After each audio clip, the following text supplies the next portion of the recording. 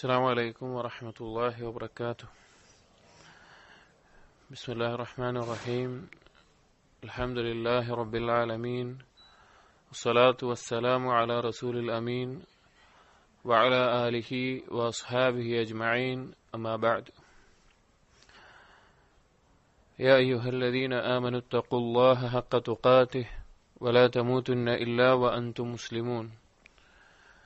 رب اشرح لي صدري ويسر لي أمري واحلل عقدة من لساني يفقهوا قولي آمين رب العالمين. പ്രിയപ്പെട്ട സത്യവിശ്വാസികളെ, അല്ലാഹു സുബ്ഹാനഹു വ തആല സൃഷ്ടിപ്പ് നടത്തിയതിന്റെ പിന്നിലുള്ള ലക്ഷ്യമായിട്ട് അത് ജിന്നുവർഗത്തിൻ്റെതാവട്ടെ മനുഷ്യവർഗത്തിൻ്റെതാവട്ടെ ബാക്കിയുള്ള എല്ലാ ജന്തുജീവജാലങ്ങളും ഭൂമിയും ആകാശവും സ്വർഗവും നരകവും എല്ലാം സൃഷ്ടിച്ചതിന്റെ പിന്നിലുള്ള രഹസ്യമായിട്ട് സിറുൽ ഖൽഖ്, സൃഷ്ടിപ്പിന്റെ രഹസ്യമായിക്കൊണ്ട് ഉലമാക്കൾ പറയാറുള്ള കാര്യമാണ് ലാ ഇലാഹ ഇല്ലല്ലാഹ് എന്ന കലിമത്ത്. ലാ ഇലാഹ ഇല്ലല്ലാഹുമായി ബന്ധപ്പെട്ടിട്ടാണ് എല്ലാ സൃഷ്ടിക്കപ്പെട്ട വസ്തുക്കളുടെയും ലക്ഷ്യം, അല്ലെങ്കിൽ എന്തിനാണ് അത് സൃഷ്ടിക്കപ്പെട്ടത് എന്നത് ബന്ധപ്പെട്ട് കിടക്കുന്നത്. മനുഷ്യനെ സൃഷ്ടിച്ചത് ലാ ഇലാഹ ഇല്ലല്ലാഹ് പൂർത്തീകരിക്കാൻ വേണ്ടിയിട്ടാണ്. ജിന്നുവർഗത്തെ സൃഷ്ടിച്ചത് അതിനു വേണ്ടിയിട്ടാണ്. ബാക്കിയുള്ള ജന്തുജീവജാലങ്ങളെ സൃഷ്ടിച്ചത് ആ ലക്ഷ്യം പൂർത്തീകരിക്കാനുള്ള സൗകര്യമായിക്കൊണ്ടാണ്. ഭൂമിയെയും ആകാശത്തെയും സൃഷ്ടിച്ചത് അതിനുള്ള സ്ഥലമായിക്കൊണ്ടാണ്. നരകത്തെ സൃഷ്ടിച്ചത് അത് പൂർത്തീകരിക്കാത്ത ആളുകൾക്കുള്ള ശിക്ഷയായിക്കൊണ്ടാണ്. സ്വർഗത്തെ സൃഷ്ടിച്ചത് അത് പൂർത്തീകരിച്ചവർക്കുള്ള പ്രതിഫലമായിക്കൊണ്ടാണ്. അപ്പോ ലാ ഇലാഹ ഇല്ലല്ലാഹുമായി ബന്ധമില്ലാതെ ഒരു സൃഷ്ടിപ്പുമില്ല. അതുകൊണ്ട് തന്നെ ഈ ലാ ഇലാഹ ഇല്ലല്ലാഹയുടെ ഫദ്ലും ആ ലാ ഇലാഹ ഇല്ലല്ലാഹ് അറിഞ്ഞിരിക്കേണ്ടതിന്റെ പ്രാധാന്യവും അതുകൊണ്ട് നമുക്ക് പരലോകത്ത് ലഭിക്കുന്ന ലാഭവും നമുക്ക് യഥാർത്ഥ ബോധമുണ്ടായിരിക്കണം. ഒരു ഹദീസിൽ ഇമാം തിർമിദി ഉദ്ധരിച്ചിട്ടുള്ള ഒരു ഹദീസിൽ നമുക്ക് കാണാം, നബി സല്ലല്ലാഹു അലൈഹി വസല്ലം പറയുകയുണ്ടായി, ഇന്നല്ലാഹ സയുഖല്ലിസു റജുലൻ മിൻ ഉമ്മതി, എന്റെ ഉമ്മത്തിൽ നിന്ന് ഒരു വ്യക്തിയെ അല്ലാഹു സുബ്ഹാനഹു വ തആല എന്തു ചെയ്യും? അലാ റൂസിൽ ഖലായിഖ്, സൃഷ്ടികളുടെ മുകളിലായിക്കൊണ്ട് നാളെ പരലോകത്ത് കൊണ്ടുവരും. ഫയൻഷുറു അലൈഹി 99 സിജില്ല, അവന്റെ കർമ്മങ്ങളുടെ രേഖ അല്ലെങ്കിൽ അവൻ ചെയ്ത പാപങ്ങൾ അതിന്റെ രേഖകൾ 99ഓളം രേഖകൾ അവിടെ നിവർത്തിവെക്കും, അവൻ ചെയ്ത തെറ്റുകൾ. എന്നിട്ട് പറയുന്നുണ്ട്, ഓരോ ഏടും 99 രേഖകളുണ്ട്, അതിൽ ഓരോ രേഖകളും കണ്ണെത്താ ദൂരത്തോളം നീണ്ടു നിൽക്കുന്ന രേഖകളായിരിക്കും. അത്രയും തെറ്റുകൾ, അതിൽ ശിർക്കും കുഫറും ബിദ്അത്തും മഅസിയത്തും എല്ലാം അടങ്ങിയിട്ടുള്ള തെറ്റുകൾ ചെയ്തിട്ടുണ്ട്. അത്രത്തോളം പാപങ്ങളുടെ രേഖ അവിടെ ഉണ്ട്. ഇത് കാണിച്ചു കൊടുത്തിട്ട് ഈ വ്യക്തിയോട് അല്ലാഹു സുബ്ഹാനഹു വ തആല ചോദിക്കും, അതുൻകിറു മിൻ ദാലിക ഷൈഅൻ, നീ ഇതിൽ നിന്ന് എന്തെങ്കിലും നിരാകരിക്കുന്നുണ്ടോ, നീ ചെയ്തിട്ടില്ല പറയുന്നുണ്ടോ ചോദിക്കും. നീ എന്തെങ്കിലും ഞാൻ ചെയ്തതല്ല എന്ന് പറയുന്നുണ്ടോ ചോദിക്കും. പിന്നെ ചോദിക്കും, അവലമത് കതബതി അൽ ഹാഫിദൂൻ, എന്റെ ഈ കർമ്മങ്ങൾ രേഖപ്പെടുത്തുന്ന എന്റെ മലക്കുകൾ അവർ എന്തെങ്കിലും ദുൽമ് നിന്നോട് ചെയ്തിട്ടുണ്ടോ, അഥവാ നീ ചെയ്യാത്തൊരു കാര്യം അതിൽ രേഖപ്പെടുത്തി, ചെയ്യാത്തൊരു തെറ്റ് അതിൽ എഴുതി വെച്ചു, അങ്ങനെ എന്തെങ്കിലും ഉണ്ടോ ചോദിക്കും. പിന്നെ ചോദിക്കും, അഫലക ഉദുറുൻ, നിനക്ക് വല്ല ഉദുറും ഉണ്ടോ, അല്ല ഒഴികഴിവും ബോധിപ്പിക്കാനുണ്ടോ ചോദിക്കും. അപ്പൊ ഒന്നും പറയാൻ മറുപടി ഉണ്ടാവില്ല, ഒന്നുമില്ല എന്റെ കയ്യിൽ ഒന്നുമില്ല എന്ന് പറയാ മറുപടി പറയും. അപ്പൊ അല്ലാഹു സുബ്ഹാനഹു വ തആല വ്യക്തിയോട് പറയും, ഇന്നലക ഇൻദനാ ഹസനതൻ, നമ്മുടെ അടുക്കൽ നിനക്കൊരു നന്മയുണ്ട് എന്ന് പറയും. നമ്മുടെ അടുക്കൽ നിനക്കൊരു നന്മയുണ്ട് എന്ന് പറയും. എന്നിട്ട് അല്ലാഹു സുബ്ഹാനഹു വ തആല ഒരു ബിതാഖത്ത് പുറത്തെടുക്കും. ബിതാഖ എന്ന് പറഞ്ഞാൽ ഒരു കാർഡ്. ഈ ഹദീസിനെ തന്നെ പണ്ഡിതന്മാർ ഹദീസുൽ ബിതാഖ എന്നാണ് പറയാറുള്ളത്. ഈ കാർഡ് പുറത്തേക്ക് എടുത്തിട്ട് അതിൽ എഴുതിയിട്ടുണ്ടാകും അഷ്ഹദു അല്ലാ ഇലാഹ ഇല്ലല്ലാഹ് വ അന്ന മുഹമ്മദൻ റസൂലുള്ളാഹ് എന്ന് ആ കാർഡിൽ രേഖപ്പെടുത്തിയിട്ടുണ്ടാകും. അപ്പൊ ഈ കാർഡ് കാണുമ്പോ ഈ വ്യക്തി അല്ലാഹു സുബ്ഹാനഹു വ തആലയോട് ചോദിക്കും, റബ്ബേ, ഇത്രയും രേഖകൾ എന്റെ തെറ്റുകൾ അല്ലെങ്കിൽ കുഫറിലും ഷിർക്കിലുമായി ജീവിച്ച സമയത്തുള്ള എന്റെ പാപങ്ങൾ തെറ്റുകൾ അവിടെ ഉണ്ട്, അതും ഈ ഒരൊറ്റൊരു ബിത്താഖയും ഈ ഒരു കാർഡുമായിട്ട് എന്താവാനാണ് ചോദിക്കും. എങ്ങനെ അള്ളാഹു സുബ്ഹാനഹു വതആല ആ 99ഓളം കണ്ണെത്താ ദൂരത്തോളം നീണ്ടു കിടക്കുന്ന ആ രേഖകൾ ഒരു ത്രാസിലും അള്ളാഹുവിന്റെ ഈ ഷഹാദത്ത്, അള്ളാഹുവിന്റെ തൗഹീദിലുള്ള ലാ ഇലാഹ ഇല്ലല്ലാഹുടെ ഷഹാദത്ത് എഴുതിയിട്ടുള്ള ഈ ബിത്താഖ മറ്റൊരു ത്രാസിലും വെക്കുമ്പോൾ ആ ബിത്താഖയുടെ ത്രാസ് താഴ്ന്നു നിൽക്കുകയും അവന്റെ പാപങ്ങൾ പുറത്തു കൊടുത്ത് അവൻ സ്വർഗത്തിൽ പ്രവേശിക്കുകയും ചെയ്യുമെന്നാണ്. അള്ളാഹുവിന്റെ ഈ ഷഹാദത്തിനോടൊപ്പം മറ്റൊന്നും നിൽക്കുകയില്ല, അതിനേക്കാൾ വലുതായിട്ടൊന്നും നിൽക്കുകയില്ല എന്ന് നബി സല്ലല്ലാഹു അലൈഹി വസല്ലം ഓർമ്മപ്പെടുത്തിയിട്ടുള്ള ഒരു ഹദീസാണ്.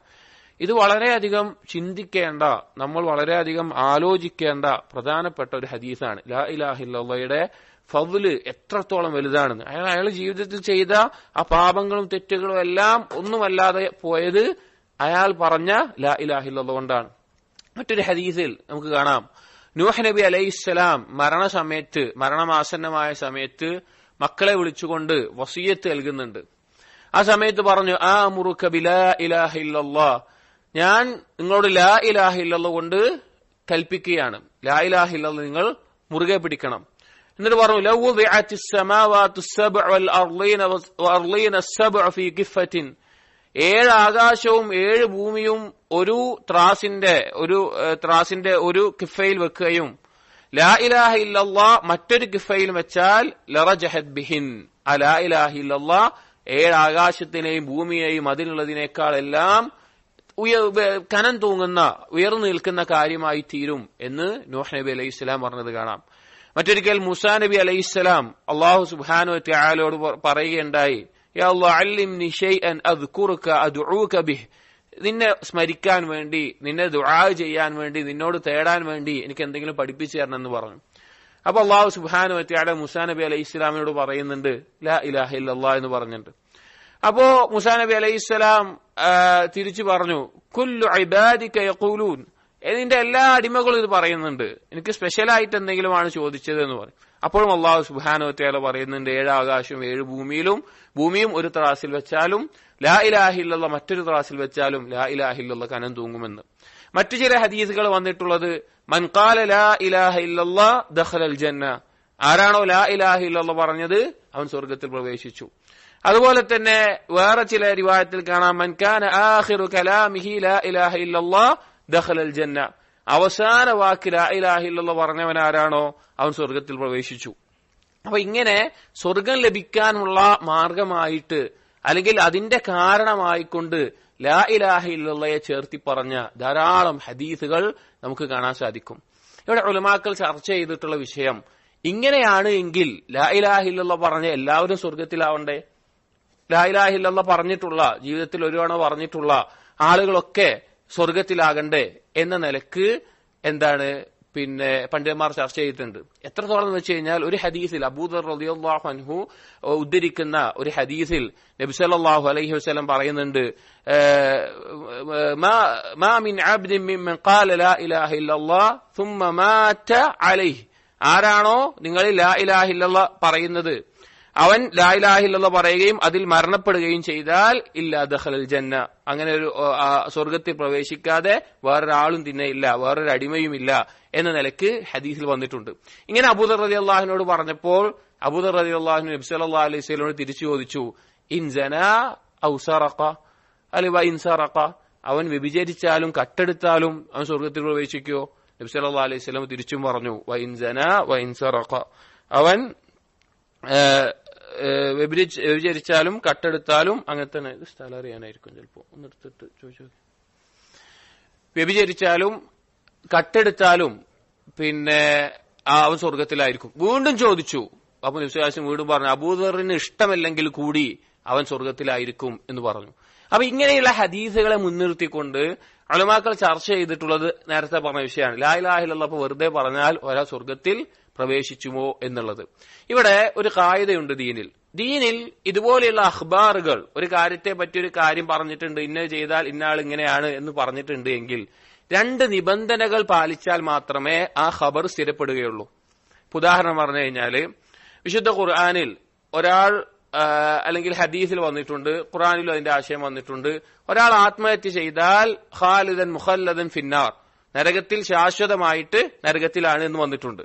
അതേസമയം മറ്റു പല തെളിവുകളിലും എന്ത് വന്നിട്ടുണ്ട്? ഈ ലാ ഇലാഹ ഇല്ലല്ലാഹ് പറഞ്ഞവൻ സ്വർഗത്തിലാണ് എന്ന് പറഞ്ഞിട്ടുണ്ട്. ഇതെങ്ങനെയാണ് മനസ്സിലാക്കുക? അപ്പൊ ഇതുപോലെയുള്ള അറിയിപ്പുകൾ, ഇതുപോലെയുള്ള കാര്യങ്ങൾ വന്നു. ഇപ്പൊ ഒരു മുസ്ലിമിനെ ഒരാൾ വാണിച്ചിട്ട് കൊന്നു കഴിഞ്ഞാൽ അവൻ ഖാലിദൻ ഫിന്നാർ, നരകത്തിലാണെന്ന് കാണാം. പക്ഷെ അവൻ ലാ ഇലാഹ ഇല്ലല്ലാഹ് പറഞ്ഞ തൗഹീദുള്ളവനാണെങ്കിലോ ശാശ്വതമായി നരകത്തിലാവുമോ? ഇവിടെ ഒരു ഖായിദ എന്താന്ന് പറഞ്ഞാൽ, ഇതുപോലെയുള്ള അറിയിപ്പുകളിൽ പറഞ്ഞിട്ടുള്ള കാര്യം സ്ഥിരപ്പെടണമെങ്കിൽ രണ്ട് കാര്യങ്ങളോട് പൂർത്തീകരിച്ചിരിക്കണം. രണ്ട് കാര്യങ്ങൾ. ഒന്ന് ഇജ്തിമാഉ ശുറൂത്ത് എന്ന് പറയും. അതിന്റെ അതിനുള്ള നിബന്ധനകൾ യോജിച്ചു വരണം. രണ്ടാമത്തേത് ഇജ്തിനാബുൽ മവാനി, തടസ്സങ്ങളൊന്നും ഉണ്ടാകാനും പാടില്ല. അതായത് ഒരു കാര്യം ഇങ്ങനെ വന്നിട്ടുണ്ട് എങ്കിൽ ആ കാര്യം സംഭവിക്കാനുള്ള, അതിന്റെ റിസൾട്ട് പറഞ്ഞിട്ടുള്ളത് സംഭവിക്കാനുള്ള ഷർത്തുകൾ അവിടെ പൂർത്തീകരിച്ചിരിക്കണം. രണ്ടാമത്തേത് ആ ഷർത്തുകൾക്ക് അല്ലെങ്കിൽ ആ കാര്യം നടക്കാൻ തടസ്സമാകുന്ന ഒന്നും അവിടെ ഉണ്ടാകാനും പാടില്ല. നേരത്തെ പറഞ്ഞ ഉദാഹരണത്തിൽ ഇത് പറയാം. അതായത് ഒരാൾ ആത്മഹത്യ ചെയ്താൽ, സ്വയം മരിച്ചാൽ അവൻ നരകത്തിൽ ശാശ്വതനാണ് എന്നുള്ളൊരു കാര്യം വന്നു, ഒരു നസ്സു വന്നു. അതേസമയം ലാ ഇലാഹ ഇല്ലല്ലാഹ് പറഞ്ഞവൻ സ്വർഗത്തിലാണ് എന്ന് വന്നിട്ടുണ്ട്, ശാശ്വതമായ നരകത്തിൽ കിടക്കില്ല എന്ന് വന്നിട്ടുണ്ട്. അപ്പോ ഈ കാര്യം, ആദ്യം പറഞ്ഞ കാര്യത്തിന് അത് നടക്കണമെങ്കിൽ അതിന്റെ ഷർത്ത് എന്താണ്? അവൻ ആത്മഹത്യ ചെയ്തിരിക്കണം എന്നുള്ളതാണ് ഷർത്ത്. ആത്മഹത്യ ചെയ്തവൻ എന്താവുള്ളൂ? അങ്ങനെ ആ ശിക്ഷ കിട്ടുള്ളൂ. അപ്പൊ ഷർത്ത് അവിടെ വന്നിട്ടുണ്ട്. പക്ഷേ മവാനി, അതിന് തടസ്സമാകുന്ന ഒരു കാര്യമുണ്ട്. വേറെന്താണ്? ലാ ഇലാഹ ഇല്ലല്ലാഹ് പറഞ്ഞവൻ സ്വർഗത്തിൽ കിടക്കും. അപ്പൊ എന്താണ്? ആ കാര്യം അവിടെ അങ്ങനെ നടക്കൂല. അതിന്റെ ആശയം അങ്ങനെയല്ല. ഖാലിദൻ മുഖല്ലദൻ ഫിന്നാർ എന്ന് പറഞ്ഞാൽ ശാശ്വതനായി കിടക്കുന്നല്ല. അതിൽ നിന്ന് ആരൊഴിവാകും? ലാ ഇലാഹ ഇല്ലല്ലാഹ് പറഞ്ഞവൻ ഒഴിവാകും. ഇനി നമ്മുടെ വിഷയത്തിലേക്ക് വന്നു കഴിഞ്ഞാൽ, ഈ ലാ ഇലാഹ ഇല്ലല്ലാഹ് പറഞ്ഞവൻ സ്വർഗത്തിലാണ് എന്ന് വന്നിട്ടുള്ള ഈ തരത്തിലുള്ള റിവായത്തുകളും അസറുകളുമെല്ലാം ശരിക്ക് നടക്കണമെങ്കിൽ, അഥവാ മൻഖാല ലാ ഇലാഹ ഇല്ലല്ലാഹ് ദഖലൽ ജന്ന എന്ന ഈ ഹദീസ്, ലാ ഇലാഹ ഇല്ലല്ലാഹ് പറഞ്ഞവൻ സ്വർഗത്തിൽ പ്രവേശിക്കും എന്ന കാര്യം അത് അതുപോലെ സംഭവിക്കണമെങ്കിൽ അതിനെന്ത് വേണം? ഇജ്തിമാഉ ശുറൂത്തും വേണം, ഇജ്തിനാബുൽ മവാനി വേണം. അഥവാ ആ ലാ ഇലാഹ ഇല്ലല്ലാഹ് അതിന്റെ നിബന്ധനകളോടുകൂടി പൂർത്തീകരിച്ചതായിരിക്കണം. അതേസമയം ആ ലാ ഇലാഹ ഇല്ലല്ലാഹ് തകരുന്ന കാര്യങ്ങൾ അവനിൽ ഉണ്ടാകാനും പാടില്ല. ഈ രണ്ട് കാര്യങ്ങൾ സംഭവിച്ചാൽ മാത്രമേ എന്ത് സംഭവിക്കുകയുള്ളൂ? ആ ഹദീസിൽ പറഞ്ഞ കാര്യം അവിടെ നടക്കുകയുള്ളൂ. ക്ലിയർ അല്ലേ? അഥവാ ലാ ഇലാഹ ഇല്ലല്ലാഹ് പറഞ്ഞ സ്വർഗത്തിൽ കിടക്കണമെങ്കിൽ ഈ രണ്ട് കാര്യങ്ങൾ അവിടെ പൂർത്തിയായിരിക്കണം. അത് ഇതിന്റെ മൊത്തത്തിൽ പൊതുവായിട്ടുള്ള കായികയാണ്. ഏതൊരു കാര്യം നബി സല്ലല്ലാഹു അലൈഹി വസല്ലം അറിയിച്ചിട്ടുണ്ടെങ്കിലും ഖുർആനിൽ വന്നിട്ടുണ്ടെങ്കിലും ഈ രണ്ട് കാര്യങ്ങൾ ഉണ്ടെങ്കിലാണ് അതിന്റെ വിധി അവിടെ നടക്കുകയുള്ളൂ എന്നുള്ളത്. അതുകൊണ്ട് തന്നെ പണ്ഡിതന്മാർ ലാ ഇലാഹ ഇല്ലല്ലാഹ് പറയുന്നത് ഈ റിസൾട്ട് കിട്ടണമെങ്കിൽ അതിന് ചില നിബന്ധനകൾ പാലിച്ചിരിക്കണം. അതിനെ തടയുന്ന, ആ റിസൾട്ടിനെ തടയുന്ന കാര്യങ്ങൾ ഉണ്ടാകാനും പാടില്ല. ഒരിക്കൽ ഹസനുൽ ബസ്രി റഹിമഹുല്ലാ അദ്ദേഹത്തിന്റെ അടുക്കലേക്ക് ആളുകൾ വന്ന് പറഞ്ഞു. ഹസനുൽ ബസ്രി റഹിമഹുല്ലാ എന്ന് പറഞ്ഞാൽ സഹാബികളുടെ കാലത്ത് തന്നെ ജനിച്ചു വളർന്ന താബിഇയാണ്. ഉമ്മു സലമ റളിയല്ലാഹു അൻഹയുടെ നബി സല്ലല്ലാഹു അലൈഹി വസല്ലം വീട്ടിൽ മൗലയായിക്കൊണ്ട് വളർന്ന വലിയ പണ്ഡിതനാണ്. ആയിഷ റളിയല്ലാഹു അൻഹ എല്ലാം ഹസനുൽ ബസ്രിയുടെ വാക്ക് കേട്ടപ്പോൾ പറഞ്ഞ വാക്ക്, ആരാണ് നബിമാരുടെ വാക്ക് പറയുന്ന അല്ലെങ്കിൽ സിദ്ദീഖീങ്ങളുടെ വാക്ക് പറയുന്ന ആൾ ആരാണ് എന്ന് വരെ പറഞ്ഞ വളരെ ശ്രേഷ്ഠനായിട്ടുള്ള ആലിമായിട്ടുള്ള പണ്ഡിതനാണ്, ജാഹിദായിട്ടുള്ള പണ്ഡിതനാണ്. അദ്ദേഹത്തിനോട് ആളുകൾ വന്ന് ചോദിച്ചു ഒരിക്കൽ, ഇന്നന്നാസ യഖൂലൂൻ മൻ ഖാല ലാ ഇലാഹ ഇല്ലല്ലാഹ് ദഖലൽ ജന്ന. ജനങ്ങൾ പറയുന്നുണ്ട് ലാ ഇലാഹ ഇല്ലല്ലാഹ് പറഞ്ഞവരൊക്കെ സ്വർഗത്തിലാണ് എന്ന് ആളുകൾ പറയുന്നുണ്ടല്ലോ എന്ന് വന്നിട്ട് അസ്ഹൽ ബസീർ റഹിമഹുല്ലയോട് പറഞ്ഞു. അപ്പൊ അസ്ഹൽ ബസീർ റഹിമഹുല്ല തിരിച്ചു പറഞ്ഞു, മൻ ഖാല ലാ ഇലാഹ ഇല്ലല്ലാഹ് ഫഅദ്ദ ഹഖ്ഖഹാ വഫർദഹാ ദഖലൽ ജന്ന. ആരാണോ ലാ ഇലാഹ ഇല്ലല്ലാഹ് പറയുന്നത് അതിന് വീട്ടിക്കൊടുക്കേണ്ട ചില കാര്യങ്ങൾ, നിർബന്ധമായും ഉണ്ടാകേണ്ട കാര്യങ്ങൾ വീട്ടിക്കൊടുക്കുന്നത്, അവൻ സ്വർഗത്തിൽ പ്രവേശിച്ചു എന്ന് പറഞ്ഞു. അപ്പൊ ലാ ഇലാഹ ഇല്ലല്ലാഹ്ക്ക് എന്തുണ്ട്? വെറുതെ പറഞ്ഞാൽ പോലെ ചില വീട്ടിക്കൊടുക്കേണ്ട കാര്യങ്ങളുണ്ട് എന്ന് പറഞ്ഞു. മറ്റൊരിക്കൽ താബിഈ ശ്രേഷ്ഠനായിട്ടുള്ള വഹ്ബ് ബിൻ മുനബ്ബിഹ് റഹിമഹുല്ലാ അദ്ദേഹത്തിന്റെ അടുക്കൽ വന്ന് ആളുകൾ ചോദിച്ചു, അലൈസ മിഫ്താഹുൽ ജന്ന ലാ ഇലാഹ ഇല്ലല്ലാഹ്, സ്വർഗത്തിന്റെ താക്കോലല്ലേ ലാ ഇലാഹ ഇല്ലല്ലാഹ് എന്ന് ചോദിച്ചു. അപ്പൊ പറഞ്ഞു, ബല, അതിൽ സംശയമൊന്നുമില്ല, അതെ. പക്ഷെ അതോടൊപ്പം പറഞ്ഞു, ലികുല്ലി മിഫ്താഹിൻ ലഹു അസ്നാൻ, പക്ഷേ എല്ലാ ചാവിക്കും ഒരു ഡിസൈൻ ഉണ്ടാകും. ചാവികൾക്ക് അതിന്റെ ഒരു പല്ലും ഡിസൈനും ഉണ്ടാകും. എന്നിട്ട് പറഞ്ഞു, നീ അതിന്റെ യോജിച്ച ആ പല്ലുകൾ കൊണ്ടാണ് വരുന്നത് എങ്കിൽ ഫുത്തിഹലക്, നിനക്ക് തുറക്കപ്പെടും, സ്വർഗം തുറക്കപ്പെടും. വഇല്ല ലം യുഫ്തഹ്, അതല്ല എങ്കിൽ നിനക്ക് തുറക്കപ്പെടുകയുമില്ല എന്ന് പറഞ്ഞു. അപ്പോ മുൻഗാമികളായിട്ടുള്ള താബിഈങ്ങളുടെ കാലത്ത് തന്നെ ഈ ഒരു കാര്യം മനസ്സിലാക്കിയിട്ടുണ്ട്. ലാ ഇലാഹ ഇല്ലല്ലാഹ് വെറുതെ പറഞ്ഞാൽ പോരാ, അതിന് വീട്ടിക്കൊടുക്കേണ്ട ചില നിബന്ധനകളും ചില കാര്യങ്ങളൊക്കെ ഉണ്ട് എന്ന് അന്നേ അറിയപ്പെട്ടിട്ടുള്ള കാര്യമാണ്. അതുകൊണ്ട് തന്നെ ഖുർആനിൽ നിന്നും ഹദീസിൽ നിന്നും ലാ ഇലാഹ ഇല്ലല്ലാഹുമായി ബന്ധപ്പെട്ട് ചില കാര്യങ്ങൾ പറഞ്ഞ് സ്വർഗപ്രവേശനം പരാമർശിച്ചിട്ടുള്ള, അല്ലെങ്കിൽ ലാ ഇലാഹ ഇല്ലല്ലാഹ് ശരിയാകണമെങ്കിൽ ഇന്ന കാര്യങ്ങൾ ഉണ്ടാകണം എന്ന നിലക്ക് വന്നിട്ടുള്ള നസ്സുകളെ, നസ് എന്ന് പറഞ്ഞാൽ പ്രമാണങ്ങളെ പരിഗണിച്ചുകൊണ്ട് എടുത്തുകൊണ്ട് പണ്ഡിതന്മാർ 7 നിബന്ധനകൾ ലാ ഇലാഹ ഇല്ലല്ലാഹ്ക്ക് പറഞ്ഞിട്ടുണ്ട്. 7 നിബന്ധനകൾ. അതറിയുന്നവരുണ്ടാകാം, ആദ്യമായി കേൾക്കുന്നവരുണ്ടാകാം. എന്തായാലും ഈ സദസ്സിൽ നിന്ന് പിരിയുമ്പോഴേക്ക് ആ 7 എണ്ണം എന്താണ് എന്ന് ഹിഫ്ളാക്കുന്ന രീതിയിലായിരിക്കണം നമ്മൾ പിരിയേണ്ടത്. അല്ലാഹു തൗഫീഖ് നൽകട്ടെ. ആ 7 നിബന്ധനകൾ പണ്ഡിതന്മാർ അതിന് ഖുർആനിൽ നിന്നും ഹദീസിൽ നിന്നും തെളിവുകളും ആ വിഷയത്തിൽ ഉദ്ധരിച്ചത് കാണാം. ആദ്യം ആ 7 നിബന്ധനകളെ പറ്റി പറയാം. ഏതാണെന്ന് ജസ്റ്റ് പറയാം. 1 അൽ ഇൽമ്, അറിവുണ്ടാവുക എന്നുള്ളതാണ്. 2 അൽ യഖീൻ, ദൃഢതയുണ്ടാവുക എന്നുള്ളതാണ്. 3 അൽ ഇഖ്ലാസ്, നിഷ്കളങ്കത ഉണ്ടാവുക എന്നുള്ളതാണ്. 4 അസ്ദിഖ്, സത്യസന്ധമാവുക എന്നുള്ളതാണ്. 5 അൽ മഹബ്ബ, ഇഷ്ടമുണ്ടാവുക എന്നുള്ളതാണ്. 6 അൽ ഖബൂൽ, അംഗീകരിക്കുക എന്നുള്ളതാണ്. 7 അൽ ഇൻഖിയാദ്, കീഴൊതുങ്ങുക എന്നുള്ളതാണ്. ഈ 7 നിബന്ധനകളാണ് ലാ ഇലാഹ ഇല്ലല്ലാഹയുടെ ശുറൂത്തുകളായി ഉലമാക്കൾ ക്രോഡീകരിച്ചിട്ടുള്ളത്. അതിൽ ഓരോന്നും ശരിക്കും നമ്മൾ മനസ്സിലാക്കുകയും പഠിക്കുകയുമാണ്. പക്ഷെ ഇത് കാണാതെ പഠിച്ചു എന്നുള്ളതാണോ ഒരാൾക്ക് ഈ ഷർത്തുകൾ ഉണ്ടായി എന്നുള്ളതിന്റെ അർത്ഥം? അല്ല. ഇതൊരാൾ കാണാതെ പഠിച്ചു എന്നതുകൊണ്ട് അയാൾ ഈ നിബന്ധനകൾ പൂർത്തീകരിച്ചു എന്നാണോ? അല്ല. ഇത് അയാളുടെ ജീവിതത്തിൽ കൊണ്ടുവരുമ്പോഴും അതനുസരിച്ച് ജീവിതം ക്രമീകരിക്കുമ്പോഴും എപ്പോഴും അതെന്റെ ശരിയാണ് എന്ന് പരിശോധിക്കുകയും ചെയ്യുന്നിടത്താണ് ഒരാളുടെ ലാ ഇലാഹ ഇല്ലല്ലാഹ് യഥാർത്ഥ രൂപത്തിൽ നിലകൊള്ളുക.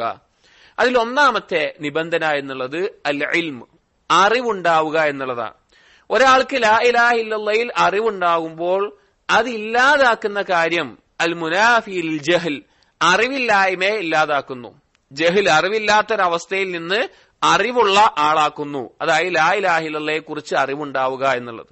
ഇത് അല്ലാഹു സുബ്ഹാനഹു വ തആല ഖുർആനിലൂടെ പ്രത്യേകം ഓർമ്മപ്പെടുത്തിയിട്ടുള്ള കാര്യമാണ്. അല്ലാഹു തആല പറഞ്ഞു, ഫഅലം അന്നഹു ലാ ഇലാഹ ഇല്ലല്ലാഹ്, നിങ്ങൾ പഠിക്കണം, നിങ്ങൾ മനസ്സിലാക്കണം, ലാ ഇലാഹ ഇല്ലല്ലാഹ് എന്നുള്ളത് എന്താണ് എന്ന് നിങ്ങൾ പഠിക്കണം എന്ന് അല്ലാഹു സുബ്ഹാനഹു വ തആല പറയുന്നുണ്ട്. അതുപോലെ തന്നെ ഇല്ലാ മൻ ഷഹിദ ബിൽ ഹഖ് വഹും യഅലമൂൻ, ഹഖിൽ ഷഹാദത്ത് ചെയ്യുന്നവർ, അറിവോടുകൂടി ഷഹാദത്ത് ചെയ്യുന്നവർ എന്ന് അല്ലാഹു തആല പ്രത്യേകം എടുത്തു പറഞ്ഞത് കാണാം. അവിടെ ഹഖ് ഉദ്ദേശിക്കുന്നത് ലാ ഇലാഹ ഇല്ലല്ലാഹയാണ് എന്നും അതിൽ അറിവുണ്ടാകണം എന്നും പറഞ്ഞേ കാണാം. ഇനി എന്താണ് ലാ ഇലാഹ ഇല്ലല്ലാഹയിൽ അറിവുണ്ടാവുക എന്ന് പറഞ്ഞാൽ? ഇപ്പൊ നമുക്ക് ലാ ഇലാഹ ഇല്ലല്ലാഹയിൽ അറിവുണ്ടോ, അല്ലെങ്കിൽ ഒരാൾക്ക് ലാ ഇലാഹ ഇല്ലല്ലാഹയിൽ അറിവുണ്ടാകണം പറഞ്ഞാൽ എന്തൊക്കെയാണ് ഉദ്ദേശിക്കുന്നത്? 2 കാര്യങ്ങളാണ് ലാ ഇലാഹ ഇല്ലല്ലാഹയിൽ അറിവുണ്ടാവുക എന്ന് പറഞ്ഞാൽ. 2 കാര്യങ്ങൾ. 1 ലാ ഇലാഹ ഇല്ലല്ലാഹയുടെ മഅന, അർത്ഥം, അത് അറിഞ്ഞിരിക്കണം. 2 ലാ ഇലാഹ ഇല്ലല്ലാഹയുടെ അർക്കാനുകൾ, അത് അറിഞ്ഞിരിക്കണം. ഇപ്പൊ നമ്മൾ പറയുന്നത് ലാ ഇലാഹ ഇല്ലല്ലാഹയുടെ ശുറൂത്തുകളാണ് 7 എണ്ണം. ശുറൂത്ത് എന്ന് പറഞ്ഞാൽ എന്താ ഷർത്തും അർക്കാനും തമ്മിലുള്ള വ്യത്യാസം എന്താ? റുക്ന് എന്ന് പറഞ്ഞു കഴിഞ്ഞാൽ ഒരു ഇബാദത്തിന് നിർബന്ധമായും ഉണ്ടായിരിക്കേണ്ട, അത് പോയി കഴിഞ്ഞാൽ ആ ഇബാദത്ത് പൊളിഞ്ഞു പോകും. നിർബന്ധമായും ആ ഇബാദത്തിന്റെ അകത്തുണ്ടാകുന്ന കാര്യമാണ് റുക്ന്. ഉദാഹരണം പറഞ്ഞാൽ നിസ്കാരത്തിന്റെ റുക്നാണ് റുക്കൂ സുജൂദ്. റുക്കോവും സുജൂദും ചെയ്യാതെ നിസ്കാരം എന്നുള്ള രൂപം തന്നെയല്ല, അതാണ് റുക്ന് എന്ന് പറഞ്ഞാൽ. ഷർത്ത് എന്ന് പറഞ്ഞാൽ ഒരു ഇബാദത്തിന്റെ മുൻപ് ഉണ്ടാകുന്ന ഒരു കാര്യമാണ്. ഒരു ഇബാദത്തിന്റെ മുൻപ് ആ ഷർത്ത് ഉണ്ടായി എന്നുള്ളത് കൊണ്ട് ഇബാദത്ത് നടന്നോളന്നില്ല. പക്ഷേ ഇബാദത്ത് ശരിയാവണമെങ്കിൽ ഷർത്ത് ഉണ്ടാവുകയും വേണം. ഉദാഹരണം, നിസ്കാരത്തിന്റെ ഒരു ഷർത്താണെന്ത്? വുദു ഉണ്ടായിരിക്കുക. ഒരാൾ വുദു എടുത്തുകൊണ്ട് നിസ്കരിച്ചോളം നിർബന്ധമുണ്ടോ? ഇല്ല. പക്ഷെ നിസ്കാരം ശരിയാവണമെങ്കിൽ എന്ത് വേണം? വുദു ഉണ്ടായിരിക്കണം. അതാണ് ഷർത്ത് പറഞ്ഞത്. അപ്പൊ ഷർത്തിനകത്ത് ഇൽമിൽ നമ്മൾ പറയുകയാണ്, 1 അതിന്റെ മഅന അറിയണം, അർത്ഥം അറിയണം. 2 അതിന്റെ അർക്കാനുകൾ അറിയണം. എന്താണ് ലാ ഇലാഹ ഇല്ലല്ലാഹയുടെ മഅന എന്ന് പറഞ്ഞാൽ, അർത്ഥം എന്ന് പറഞ്ഞാൽ എന്താണ്? ലാ ഇലാഹ ഇല്ലല്ലാഹയുടെ അർത്ഥം ഉലമാക്കൾ പഠിപ്പിച്ചു, ലാ മഅബൂദ ബിഹഖ്ഇൻ ഇല്ലല്ലാഹ്, അല്ലെങ്കിൽ ലാ മഅബൂദ ഹഖ്ഉൻ ഇല്ലല്ലാഹ്. ലാ മഅബൂദ ബിഹഖ്ഇൻ ഇല്ലല്ലാഹ് എന്നും പറയാം, ലാ മഅബൂദ ഹഖ്ഉൻ ഇല്ലല്ലാഹ്. ഭാഷാപരമായി ചില വ്യത്യാസമുണ്ട് എന്ന് മാത്രം. എന്നാലും അതിന്റെ ആശയം ഒന്ന് തന്നെയാണ്. അതായത് ലാ മഅബൂദ, ആരാധിക്കപ്പെടേണ്ടവനായിട്ട്, ബിഹഖിൻ യഥാർത്ഥ രൂപത്തിൽ അതിന്റെ അർഹതയുള്ളവനായിട്ട് ആരുമില്ല ഇല്ലല്ലാ അല്ലാഹു അല്ലാതെ എന്നുള്ളത്. കാരണം പല ആളുകളും ഈ ലാ ഇലാഹ ഇല്ലല്ലയുടെ അർത്ഥം മനസ്സിലാക്കുന്നിടത്ത് പിഴച്ചു പോയിട്ടുണ്ട്. ചില ആളുകൾ മുത്തകല്ലിമീങ്ങളായിട്ടുള്ള അല്ലെങ്കിൽ വചനശാസ്ത്രവും അതുപോലെയുള്ള കാര്യങ്ങളായിട്ട് നടക്കുന്ന ആളുകൾ അവർ പിഴച്ച വാദമായി ലാ ഇലാഹ ഇല്ലല്ലയുടെ അർത്ഥം മനസ്സിലാക്കിയിട്ടുള്ളത് ലാ ഖാദിറ അലൽ ഇഖ്തിറാഇ എന്ന് പറയും, അല്ലെങ്കിൽ ലാ റബ്ബ ഇല്ലല്ലാ എന്നുള്ള ആശയത്തിലാണ്.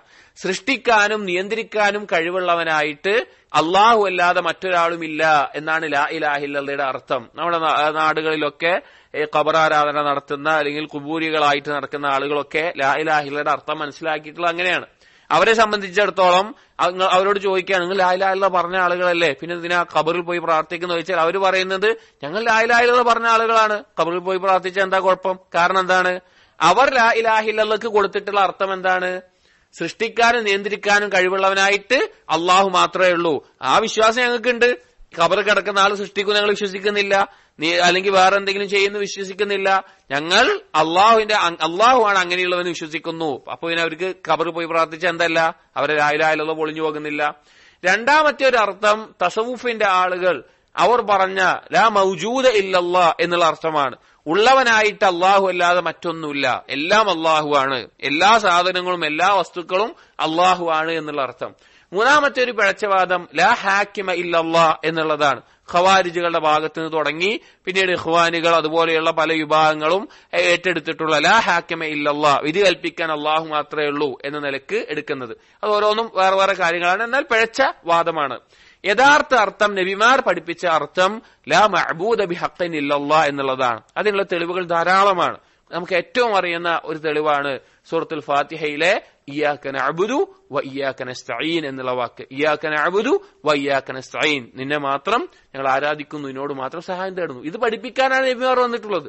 അല്ലെങ്കിൽ അല്ലാഹു സുബ്ഹാനഹു വ തആല മറ്റു പല ആയത്തുകളിലും പറഞ്ഞതുപോലെ വലഖദ് ബഅസ്നാ ഫീ കുല്ലി ഉമ്മത്തിൻ റസൂല അൻ ഇഅ്ബുദുല്ലാഹ് വജ്തനിബുത് താഗൂത്ത്, ഏതൊരു സമൂഹത്തിലേക്കും ഞാൻ റസൂലിനെ നിയോഗിച്ചിട്ടുള്ളത് അവരെന്ത് പറഞ്ഞുകൊണ്ടാണ്?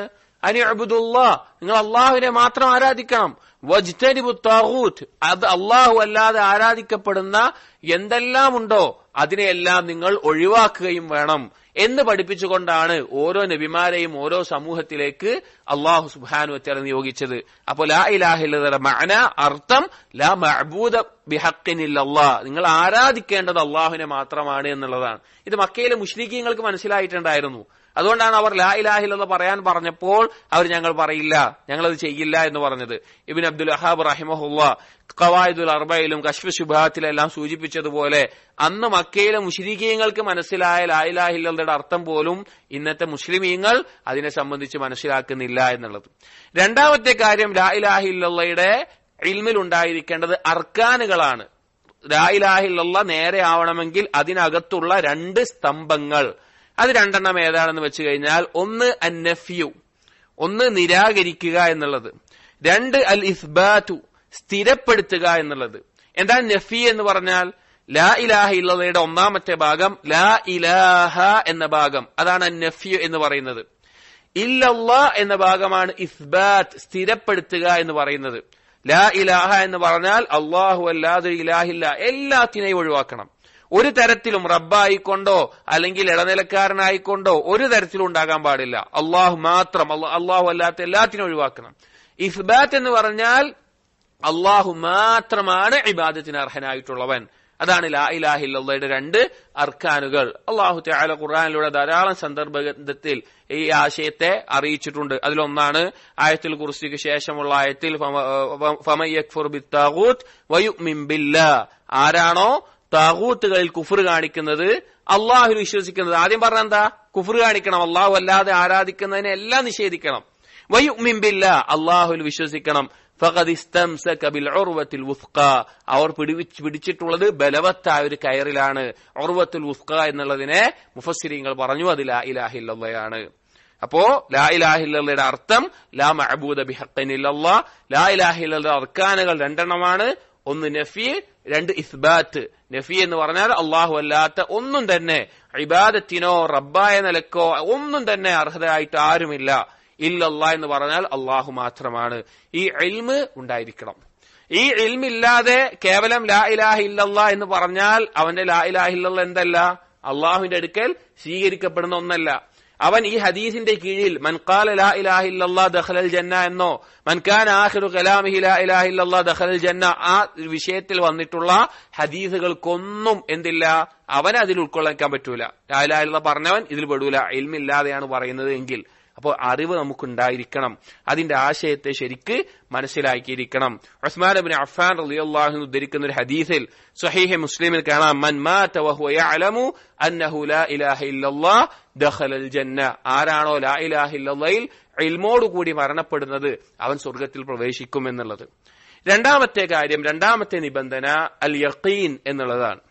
യഖീൻ എന്ന് പറഞ്ഞാൽ ദൃഢത. ആ യഖീൻ ഒഴിവാക്കുന്നത് ശക്കിനെയാണ്. ഒരാൾക്ക് യഖീൻ ഉണ്ടായാൽ ലാ ഇലാഹ ഇല്ലല്ലാഹിലുള്ള ശക്കിനെ ഒഴിവായി കിട്ടും. രണ്ടാമത്തെ നിബന്ധന യഖീനാണ്. യഖീൻ എന്ന് പറഞ്ഞാലോ ദൃഢത, ഉറച്ച വിശ്വാസം നമുക്ക് ഉണ്ടായിരിക്കണം. ലാ ഇലാഹ ഇല്ലല്ലാഹ് പറഞ്ഞിട്ടുണ്ട് എങ്കിൽ, അള്ളാഹു അല്ലാതെ ഒരു ഇലാഹില്ല എന്ന് പറഞ്ഞിട്ടുണ്ടെങ്കിൽ എന്തെല്ലാം കാര്യങ്ങളുണ്ടോ അള്ളാഹുമായി ബന്ധപ്പെട്ട് അതിൽ പിന്നെ ഒരു സംശയമില്ലാതെ ദൃഢമായി ഉറച്ചു വിശ്വസിക്കണം. അത് അള്ളാഹുവിന്റെ അറിവിലാവട്ടെ, കഴിവിലാവട്ടെ, ഉപജീവനം നൽകുന്നവനായാവട്ടെ, ഇബാദത്തിന് അർഹനായ നിലക്കാവട്ടെ, അള്ളാഹു മാത്രമാണ് എന്നുള്ളത്. അള്ളാഹു സുബ്ഹാനഹു വ തആല സൂറത്തുൽ ഹുജറാത്തിൽ പറയുന്നുണ്ട്, ഇന്നമൽ മുഅ്മിനൂന അല്ലദീന ആമനൂ ബില്ലാഹി വറസൂലിഹി സുമ്മ ലം യർതാബൂ. യഥാർത്ഥ മുഅ്മിനീങ്ങൾ എന്ന് പറഞ്ഞാൽ അള്ളാഹുവിനും റസൂലും വിശ്വസിക്കുകയും പിന്നെ ഒരു സംശയവും ഇല്ലാത്ത ആളുകളാണ്, അഥവാ ദൃഢതയുള്ള ആളുകളാണ് എന്ന് അള്ളാഹു തആല പറഞ്ഞു കാണാം. ഈ യഖീൻ എന്നുള്ളത് ഈമാനിന്റെ റഅ്സാണ് എന്ന് പണ്ഡിതന്മാർ പറഞ്ഞു കാണാം. ഈമാനിന്റെ പ്രധാനപ്പെട്ട കാര്യമാണ് യഖീൻ എന്നുള്ളത്. യഖീനിനെ 3 തരത്തിൽ ഖുർആനിൽ പറഞ്ഞു കാണാം. 3 തരത്തിൽ. ഒന്നാമത്തേത് ഇൽമുൽ യഖീൻ, രണ്ടാമത്തേത് ഐനുൽ യഖീൻ, മൂന്നാമത്തേത് ഹഖുൽ യഖീൻ. ഇൽമുൽ യഖീൻ എന്നുള്ളതും ഐനുൽ യഖീൻ എന്നുള്ളതും സൂറത്തുൽ തക്കാസുറിലുണ്ട്. ഹഖുൽ യഖീൻ സൂറത്തുൽ ഹാഖയിലും അല്ലാഹു തആല പറഞ്ഞിട്ടുണ്ട്. എന്താണ് ഈ 3 തമ്മിലുള്ള വ്യത്യാസം? ഇൽമുൽ യഖീൻ എന്ന് പറഞ്ഞാൽ ഒരാൾക്ക് അറിവ് ലഭിച്ച് അതിൽ ഏറ്റവും ഉന്നതമായി എത്തിച്ചേരുന്ന അവസ്ഥയാണ് ഇൽമുൽ യഖീൻ എന്ന് പറഞ്ഞു കഴിഞ്ഞാൽ. ഇപ്പൊ പണ്ഡിതന്മാർ ഉപമ പറയാറുള്ളത്, തീയ് അല്ലെങ്കിൽ തീയോ വെള്ളം ഏത് വസ്തു ആവട്ടെ, അതിനെപ്പറ്റി ഒരാൾക്ക് അറിവ് ലഭിച്ചു. അയാൾ തീ ഇങ്ങനെ ഒരു കാര്യമാണ്, ഇങ്ങനെ ജ്വാലകൾ ഉണ്ടാവും, തൊട്ടാൽ പൊള്ളും, അങ്ങനെ അറിവ് ലഭിച്ചതിന്റെ അടിസ്ഥാനത്തിൽ ഉറച്ച് വിശ്വസിക്കുക, അങ്ങനെ ഒരു സാധനം ഉണ്ട്, അത് ഇങ്ങനെയാണെന്ന് ഉറച്ച് വിശ്വസിക്കുക. ഐനുൽ യഖീൻ എന്ന് പറഞ്ഞു കഴിഞ്ഞാൽ ആ തീയിനെ നേരിട്ട് കാണുകയാണ്, അങ്ങനെ കത്തുന്നൊക്കെ കാണുകയാണ്, അതിനാണ് ഐനുൽ യഖീൻ എന്ന് പറയാം. ഹഖുൽ യഖീൻ എന്ന് പറഞ്ഞാൽ അവൻ അതിനൊന്ന് തൊട്ടു നോക്കി, അപ്പൊ അതിന്റെ വേദനയും കാര്യങ്ങളൊക്കെ ബോധ്യപ്പെട്ടു, അതിനാണ് ഹഖുൽ യഖീൻ എന്ന് പറയാം. ഇവിടെ പരലോകവുമായി ബന്ധപ്പെട്ട ഈമാനിൽ അള്ളാഹു ആവട്ടെ, സ്വർഗമാവട്ടെ, നരകമാവട്ടെ, ആ കാര്യങ്ങളിൽ നമുക്ക് ലഭിക്കുന്ന യഖീൻ ഏതാണ് ദുനിയാവിൽ ലഭിക്കുക? ഇൽമുൽ യഖീനാണ്. ഖുർആനിന്റെയും ഹദീസിന്റെയും അടിസ്ഥാനത്തിലുള്ള ഇൽമുൽ യഖീനാണ്. ഐനുൽ യഖീൻ എപ്പോഴാണ്? നാളെ പരലോകത്ത് ഇതിനെ കാണുമ്പോഴാണ്. സ്വർഗത്തെ കാണുമ്പോൾ, നരകത്തെ കാണുമ്പോൾ ഐനുൽ യഖീൻ ഉണ്ടാകും. ഹഖുൽ യഖീൻ എന്നുള്ളത് മുഅ്മിനീങ്ങൾ സ്വർഗത്തിൽ പ്രവേശിക്കുമ്പോൾ ഹഖുൽ യഖീൻ ഉണ്ടാകും. കാഫിറുകൾ നരകത്തിൽ പ്രവേശിക്കുമ്പോൾ അവർക്ക് ഹഖുൽ യഖീൻ ഉണ്ടാകും. ഇതാണ് 3 തരത്തിലുള്ള അവസ്ഥ. ഇതിൽ പണ്ഡിതന്മാർ പറഞ്ഞ പ്രത്യേകമായൊരു കാര്യം, ഐനുൽ യഖീൻ ഉണ്ടല്ലോ, അത് 2 തരത്തിൽ പറഞ്ഞു കാണാം. ഒന്ന് ഹിസ്സി ആയിക്കൊണ്ട് നമ്മുടെ കണ്ണുകൊണ്ട് കാണുന്നത്, അത് പരലോകത്തെ ഉണ്ടാവുകയുള്ളൂ. രണ്ടാമത്തേത് ഐനുൽ ഖൽബ് കൊണ്ട്, ഖൽബിന്റെ കണ്ണുകൊണ്ട്, ഉൾക്കാഴ്ച കൊണ്ട് കാണുന്നത്. അങ്ങനെയുള്ളവർ ഇതുപോലെയുള്ള പരലോകത്തെ പറ്റി അറിയിക്കുന്ന ആയത്തുകളും ഹദീസുകളും എല്ലാം വായിക്കുന്ന സമയത്ത്, കേൾക്കുന്ന സമയത്ത് അവരുടെ കൽബിന്റെ കണ്ണുകൊണ്ട് അവർ കാണുന്നത് പോലെ അവർക്ക് അതിനെ അനുഭവിക്കാൻ സാധിക്കുമെന്നുള്ളത്. അത് ഇഹ്സാനിന്റെ ഒരു അവസ്ഥയായിട്ട് ഉലമാക്കൾ പറഞ്ഞു കാണാം. അള്ളാഹുവിനെ കുറിച്ചുള്ള അറിവ് ചില അടിമകൾക്ക് അള്ളാഹു നൽകിക്കൊണ്ട് അവരുടെ ഐനുൽ ഖൽബ് കൊണ്ട് അള്ളാഹുവിനെ കാണുന്നത് പോലെയുള്ള അവസ്ഥ, അതാണ് യഥാർത്ഥത്തിൽ ഇഹ്സാൻ എന്ന് പറയുന്നത് എന്ന് മുഹമ്മദ് ബിൻ സാലിഹ് അൽ ഉസൈമീൻ റഹിമഹുല്ലാ അദ്ദേഹത്തിന്റെ സലാഹുൽ ഉസൂലിന്റെ ഷർഹിലൊക്കെ പറഞ്ഞത് കാണാൻ സാധിക്കും. അപ്പോ യഖീന്റെ അവസ്ഥയാണത്. ഇനി യഖീൻ എന്ന് പറഞ്ഞു കഴിഞ്ഞാൽ സഹോദരങ്ങളെ, അള്ളാഹുവിന് എല്ലാം കഴിയും എന്ന ഉറച്ച ബോധം നമുക്ക് വേണം. ഒരു സംഭവം കാണാം, സഹീഹ് മുസ്ലിമിൽ ഉദ്ധരിക്കുന്ന അബൂ ഹുറൈറ റളിയല്ലാഹു അൻഹു റിപ്പോർട്ട് ചെയ്യുന്ന ഒരു സംഭവം. ഒരിക്കൽ നബി സല്ലല്ലാഹു അലൈഹി വസല്ലമയും സഹാബികളും ഒരു യുദ്ധം കഴിഞ്ഞ് മടങ്ങി വരുന്ന സന്ദർഭത്തിൽ അവരുടെ ഭക്ഷണ സാധനങ്ങളൊക്കെ തീർന്നുപോയി, വെള്ളവും തീർന്നുപോയി, വെള്ളം കുറച്ച് മാത്രം, ഭക്ഷണ സാധനങ്ങളൊക്കെ തീർന്നുപോയി, ആളുകൾക്ക് വിശക്കുന്നുണ്ട്, അങ്ങനെയൊക്കെ അവസ്ഥയായി. അങ്ങനെ ഇനി ഭക്ഷണത്തിന് വേണ്ടി അവരുടെ യാത്രാമൃഗമായിട്ടുള്ള ഒട്ടകത്തെ അറുത്ത് കഴിക്കാം എന്ന് വരെ ചിലർ തീരുമാനിച്ചു തുടങ്ങി. യാത്രാമൃഗത്തിൽ ഒട്ടകമുണ്ട്, അതിനറുത്തിട്ട് നമുക്ക് ഭക്ഷണം ഉണ്ടാക്കാം എന്ന് ചർച്ചയായി. അപ്പൊ ഇത് ഉമർ റളിയല്ലാഹു അൻഹു കേട്ടു. ഉമർ റളിയല്ലാഹു അൻഹു മനസ്സിലായി, ഇവര് യാത്രാമൃഗത്തിനെ കൂടി അറുത്ത് കഴിഞ്ഞാൽ എന്താവും, ഇനി ഒന്നും അവർക്ക് കഴിക്കാണ്ടാവൂല, യാത്ര ചെയ്യാനും പറ്റൂല, അല്ലെങ്കിൽ അതിന്റെ മേലെ കയറിയിരിക്കുകയും ചെയ്ത് അതും പറ്റൂല എന്നുള്ള അവസ്ഥയായി. അപ്പൊ നേരെ നബി സല്ലല്ലാഹു അലൈഹി വസല്ലം അടുക്കൽ വന്നിട്ട് ഉമർ റളിയല്ലാഹു അൻഹു പറഞ്ഞു, റസൂലെ, ബാക്കിയുള്ള എന്തെങ്കിലും ഭക്ഷണ സാധനങ്ങൾ ഉണ്ടെങ്കിൽ അതൊക്കെ നിങ്ങൾ ഒരു വിരിപ്പിൽ കൊണ്ടുവരാൻ പറഞ്ഞിട്ട് നിങ്ങൾ അള്ളാഹുവിനോട് പ്രാർത്ഥിക്കണം, അത് വർദ്ധിപ്പിച്ച് തരാൻ വേണ്ടി പ്രാർത്ഥിക്കണം എന്ന് പറഞ്ഞു. അങ്ങനെ നബി സല്ലല്ലാഹു അലൈഹി വസല്ലം സഹാബികളോട് ഒരു വലിയ തുണി വിരിച്ചിട്ട് പറഞ്ഞു, നിങ്ങൾ ബാക്കിയുള്ള സാധനങ്ങൾ എന്തൊക്കെയാണോ അതൊക്കെ കൊണ്ടുവന്നിടാൻ പറഞ്ഞു. അപ്പൊ ഉണ്ടായിരുന്ന റൊട്ടിയോ അല്ലെങ്കിൽ ഈത്തപ്പഴോ അതെല്ലാം കൊണ്ടുവന്നിട്ടു. ചിലർ ഈത്തപ്പഴത്തിന്റെ കുരു വരെ ഇട്ടു. അപ്പൊ ഇത് റിപ്പോർട്ട് ചെയ്യുമ്പോൾ താബി ചോദിക്കുന്നുണ്ട്, ഈത്തപ്പഴത്തിന്റെ കുരു നിങ്ങൾ എന്താ ചെയ്തിരുന്നത്? അത് വെള്ളത്തിൽ മുക്കിയിട്ട് എന്ത് ചെയ്യുമായിരുന്നു, അത് ഈമ്പിങ്ങനെ കുടിച്ചിട്ട് ഞങ്ങളിങ്ങനെ പോകുമായിരുന്നു എന്ന്. അപ്പൊ അതെല്ലാം കൊണ്ടുവന്നിട്ടു. നബി സല്ലല്ലാഹു അലൈഹി വസല്ലം അങ്ങനെ അള്ളാഹുവിനോട് പ്രാർത്ഥിച്ചു, അതിൽ വർധനവുണ്ടാവാൻ വേണ്ടി പ്രാർത്ഥിച്ചു. അത് കഴിഞ്ഞപ്പോൾ സഹാബികളോട് ഇന്ന് ഭക്ഷണമൊക്കെ എടുത്തോളാൻ പറഞ്ഞു. ആ സഹാബികൾ, ആ കൂട്ടത്തിലുള്ള എല്ലാവരും, ആ യാത്രയിലുള്ള എല്ലാവരും എടുത്തു. എന്നിട്ടും അതിൽ ഭക്ഷണം ബാക്കിയുണ്ടായിരുന്നു.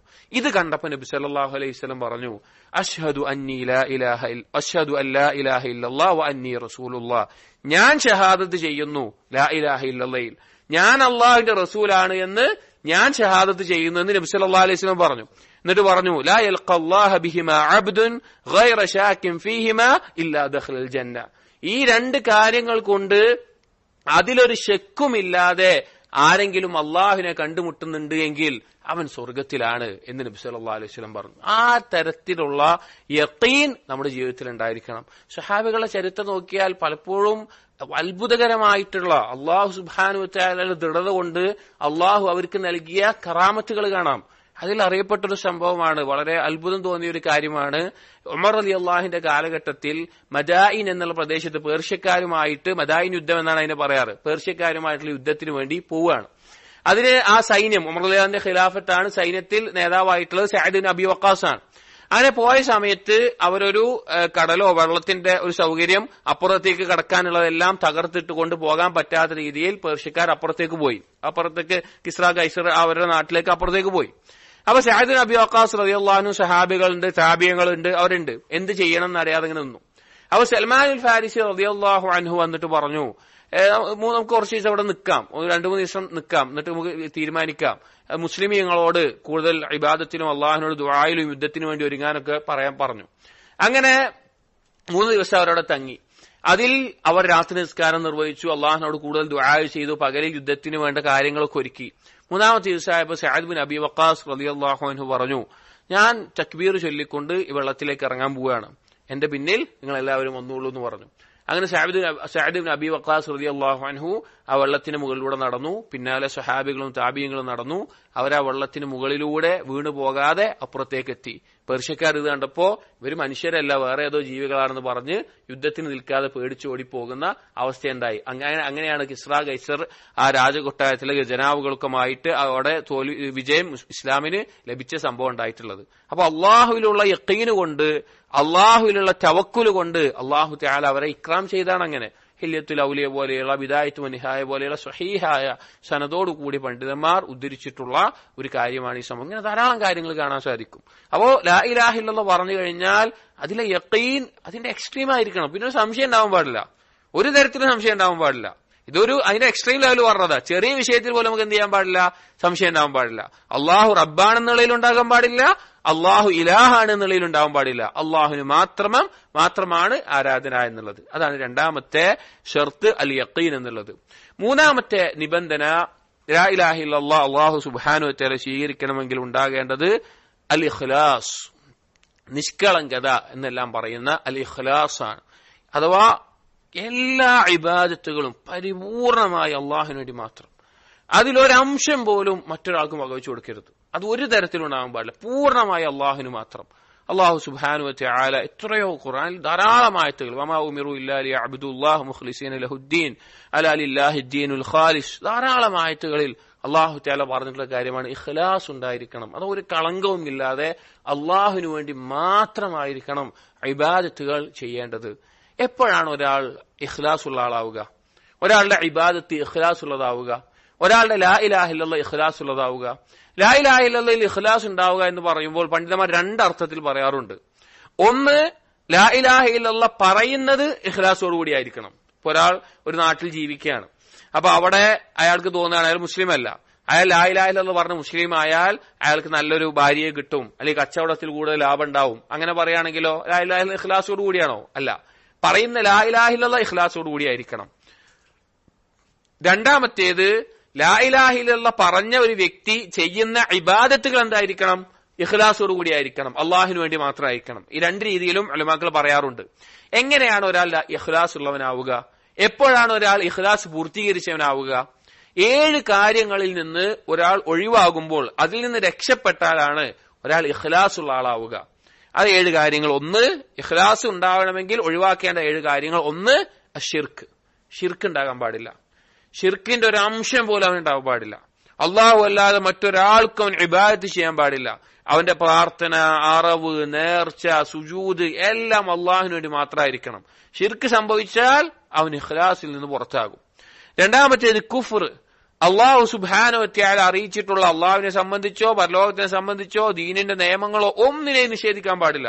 ഇപ്പൊ നിസ്കാരം നിർബന്ധമല്ല എന്ന് പറഞ്ഞാൽ കുഫ്റാണ്. അല്ലെങ്കിൽ സ്വർഗ്ഗ നരകവും സൃഷ്ടിക്കപ്പെട്ടതാണ്, അല്ലെങ്കിൽ പരലോകത്തെ ശിക്ഷയും രക്ഷയും ഉണ്ട്, നിഷേധിക്കുക കുഫ്റാണ്. അല്ലെങ്കിൽ അങ്ങനെയുള്ള കാര്യങ്ങൾ ഒന്നിനെയും നിഷേധിക്കാൻ പാടില്ല.